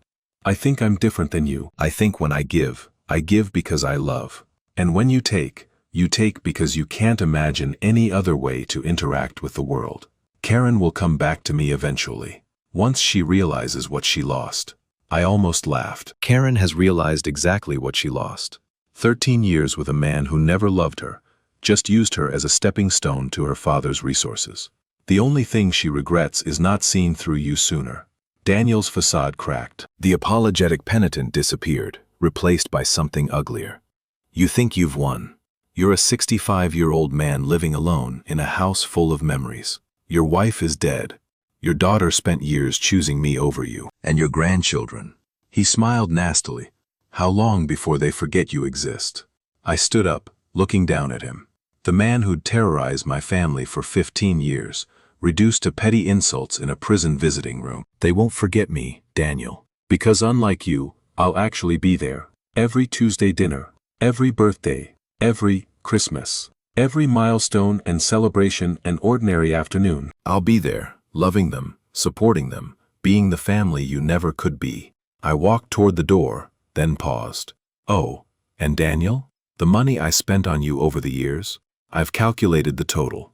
$237,468. Consider it the price I paid to learn who you really were. I opened the door. Enjoy your remaining sentence. His curses followed me down the hallway, growing fainter with each step until they disappeared entirely. I walked out of the prison into the spring sunshine, breathing deep. The weight I'd carried for 15 years was finally, completely gone. Time to go home to my family. 2 years later, the Tuesday dinner tradition had become sacred again. Every week without exception, Karen and the children arrived at 5:30, the same time Eleanor and I had always served our meals. The routine had a rhythm now, a reliability that felt like healing. Emily was 16, a junior in high school with dreams of studying astrophysics at MIT. The telescope I bought her years ago sat in her bedroom at Karen's house, but she'd asked me to help her build a better one. We spent Saturday afternoons in my garage, assembling lenses and calibrating mirrors, talking about black holes and distant galaxies, and the infinite possibilities waiting beyond our small corner of the universe. "Grandpa," she said one afternoon, squinting through the viewfinder at a lens we'd just installed, "do you think there's life out there? I think if the universe is big enough to contain someone like you, it's probably big enough for anything." She smiled. The same smile her grandmother used to give me when I said something she found unexpectedly sweet. Marcus was 10 now, tall for his age and obsessed with football just like he'd always been. He'd made the youth league team as starting quarterback, and I hadn't missed a single game. Every Sunday afternoon, I sat in the bleachers with Karen and Emily, cheering until my voice gave out, watching my grandson live the dreams he'd shared with me in my backyard years ago. "I'm gonna make it to the Super Bowl, Grandpa," he told me after his team won the regional championship. "And you're gonna be there, front row. I wouldn't miss it for the world, buddy." Karen had transformed in the years since the divorce. The woman who'd stood in my living room and accused me of manipulation was gone, replaced by someone stronger, clearer, more fully herself than she'd ever been during her marriage. She'd gone back to school, finishing the nursing degree she'd abandoned when Emily was born. Now she worked at Providence, Portland, helping patients recover from surgeries and illnesses, finding purpose in service to others. "I think I understand you better now," she told me one evening after the kids had gone to bed, and we sat on my porch watching the stars emerge. "Why you gave so much to everyone, why you couldn't stop helping even when people took advantage. Why is that? Because giving is who you are. Not a strategy, not a manipulation, just who you are." She reached over and squeezed my hand. Daniel never understood that. He thought everything was transactional because that's how his mind worked. He couldn't imagine someone giving without expecting something in return. Some people can't see love because they've never felt it. Do you feel sorry for him?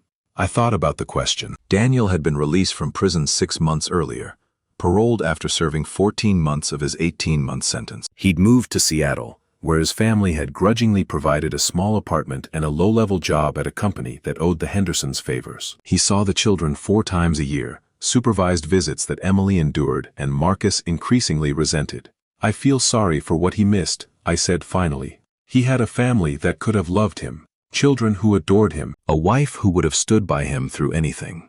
And he threw it all away because he couldn't stop scheming long enough to appreciate what he had. That's more generous than he deserves." Maybe, but holding on to anger is like drinking poison and expecting someone else to die. I'd rather spend my energy on the people who matter. Karen leaned her head against my shoulder, the way she used to when she was small and the world felt too big and scary to face alone. "I love you, Dad. I love you too, sweetheart. Always have, always will." The house that had once felt like a tomb now overflowed with life. I'd finally made the repairs I'd put off for years. New porch, new windows, fresh paint inside and out. The treehouse I'd built for the grandchildren got an upgrade too, a proper roof and insulation so Emily could use it as a reading nook even in winter. Marcus claimed the lower level as his training headquarters, hanging motivational posters of NFL quarterbacks alongside photos of our family. Eleanor would have loved seeing the house full of children again. I talked to her sometimes, late at night, when the quiet pressed in, and I missed her with an ache that never fully healed. Told her about Emily's college applications and Marcus's touchdown passes. About Karen's graduation ceremony, where I'd sat in the front row and cried when they called her name. About the family we'd built together, still growing even though she wasn't here to see it. I kept my promise. I whispered to her a photo one December evening, the second anniversary of the Christmas dinner I've been banned from. I didn't let them take our grandchildren away. I fought for them, just like you would have. The house was quiet except for the ticking of the grandfather clock Eleanor had inherited from her parents. Outside, snow was beginning to fall, the first real snowfall of the season, dusting the lawn and the trees and the treehouse with white. My phone buzzed with a text from Karen. Kids are excited for Christmas Eve tomorrow. Emily's been baking cookies all day. Marcus wants to know if you'll play catch in the snow. I smiled and typed back, tell Marcus to bring his good arm. And tell Emily to save me some cookies. Already did. See you at 4. Love you, Dad. Love you too. I set down my phone and looked around the living room. The tree was up, decorated with ornaments Eleanor and I had collected over 50 years of marriage. Presents wrapped and waiting underneath. The smell of pine mixing with the ghost of cinnamon from the cookies I'd baked that afternoon. Tomorrow, this house would be full again. Karen and the children, Frank and his wife, Rosa and her family. A real Christmas with real family. The kind I'd thought I'd lost forever when my daughter stood in this room and told me I wasn't welcome anymore. It had taken 2 years of healing to get here. 2 years of rebuilding trust, repairing relationships, learning to be a family again without the poison of Daniel's manipulation seeping into everything. But we'd made it. Against all odds, against all of Daniel's careful planning, we'd made it. Christmas Eve arrived wrapped in snow and anticipation. The children burst through my door at 3:47, 13 minutes early, too excited to wait. Marcus immediately challenged me to the promised snowball fight, which I lost spectacularly despite my best efforts. Emily helped Karen unload presents from the car, arranging them under the tree with the precision of someone who'd inherited her grandmother's eye for detail. Frank and his wife arrived at 4:15, carrying a ham and 3 bottles of wine. Rosa's family pulled up at 4:30, her grandchildren joining Marcus in the backyard for a snow fort construction project that quickly escalated into an architectural competition. By 5 p.m., my house was full of people I loved. Conversation and laughter filled every room. The smell of ham and turkey and Eleanor's famous stuffing drifted from the kitchen. Children ran through the halls while adults gathered around the fire, sharing stories and memories, and the comfortable silence of people who belong together. I stood in the doorway between the living room and kitchen, watching it all with a gratitude that felt too large for my chest. Karen found me there, pressing a glass of wine into my hand. You okay, Dad? Better than okay. I took a sip, feeling the warmth spread through me. I was just thinking about how close I came to losing all of this. But you didn't lose it. You fought for it. I almost didn't. When you came to tell me about the move, when you said I wasn't welcome for Christmas, I almost just accepted it. Almost let Daniel win because fighting seemed too hard. What changed your mind? I thought about the question, about the emails I'd discovered, the evidence Grace had gathered, the article Rebecca had written. About the moment I decided to stop being a victim and start being a strategist. Your mother, I said finally. I imagined what she'd say if she saw me giving up on our grandchildren. And I knew she'd never forgive me if I let them go without a fight. Karen's eyes glistened. She'd be proud of you, Dad, of everything you did. She'd be proud of you too, of how strong you've become, of the mother you are to Emily and Marcus. I put my arm around her shoulders. She always knew you had it in you, even when you didn't believe it yourself. We stood together for a moment, watching the family that had nearly been destroyed gather around the dinner table. Frank was carving the ham while Rosa's husband poured drink. Emily had taken charge of seating arrangements, directing traffic with the confidence of a born organizer. Marcus was showing his younger cousins the proper way to throw a football, demonstrating the spiral I'd taught him in my backyard years ago. Ready for dinner? Karen asked. Almost. I pulled out my phone and opened the camera. I want to get a picture first. For the mantle. She laughed. You and your photos. Someone has to document the important moments. I gathered everyone around the tree, arranging them in rows the way Eleanor always had. Grandchildren in front, adults behind, everyone squeezing together to fit in the frame. The usual chaos of trying to get children to hold still, the jokes and complaints, and someone always blinking at the wrong moment. On 3, I said, holding the phone at arm's length. 1, 2, 3. The flash went off. 23 people, 4 generations, 1 family. Imperfect and complicated and absolutely beautiful. Perfect, I said, looking at the image on my screen. Absolutely perfect.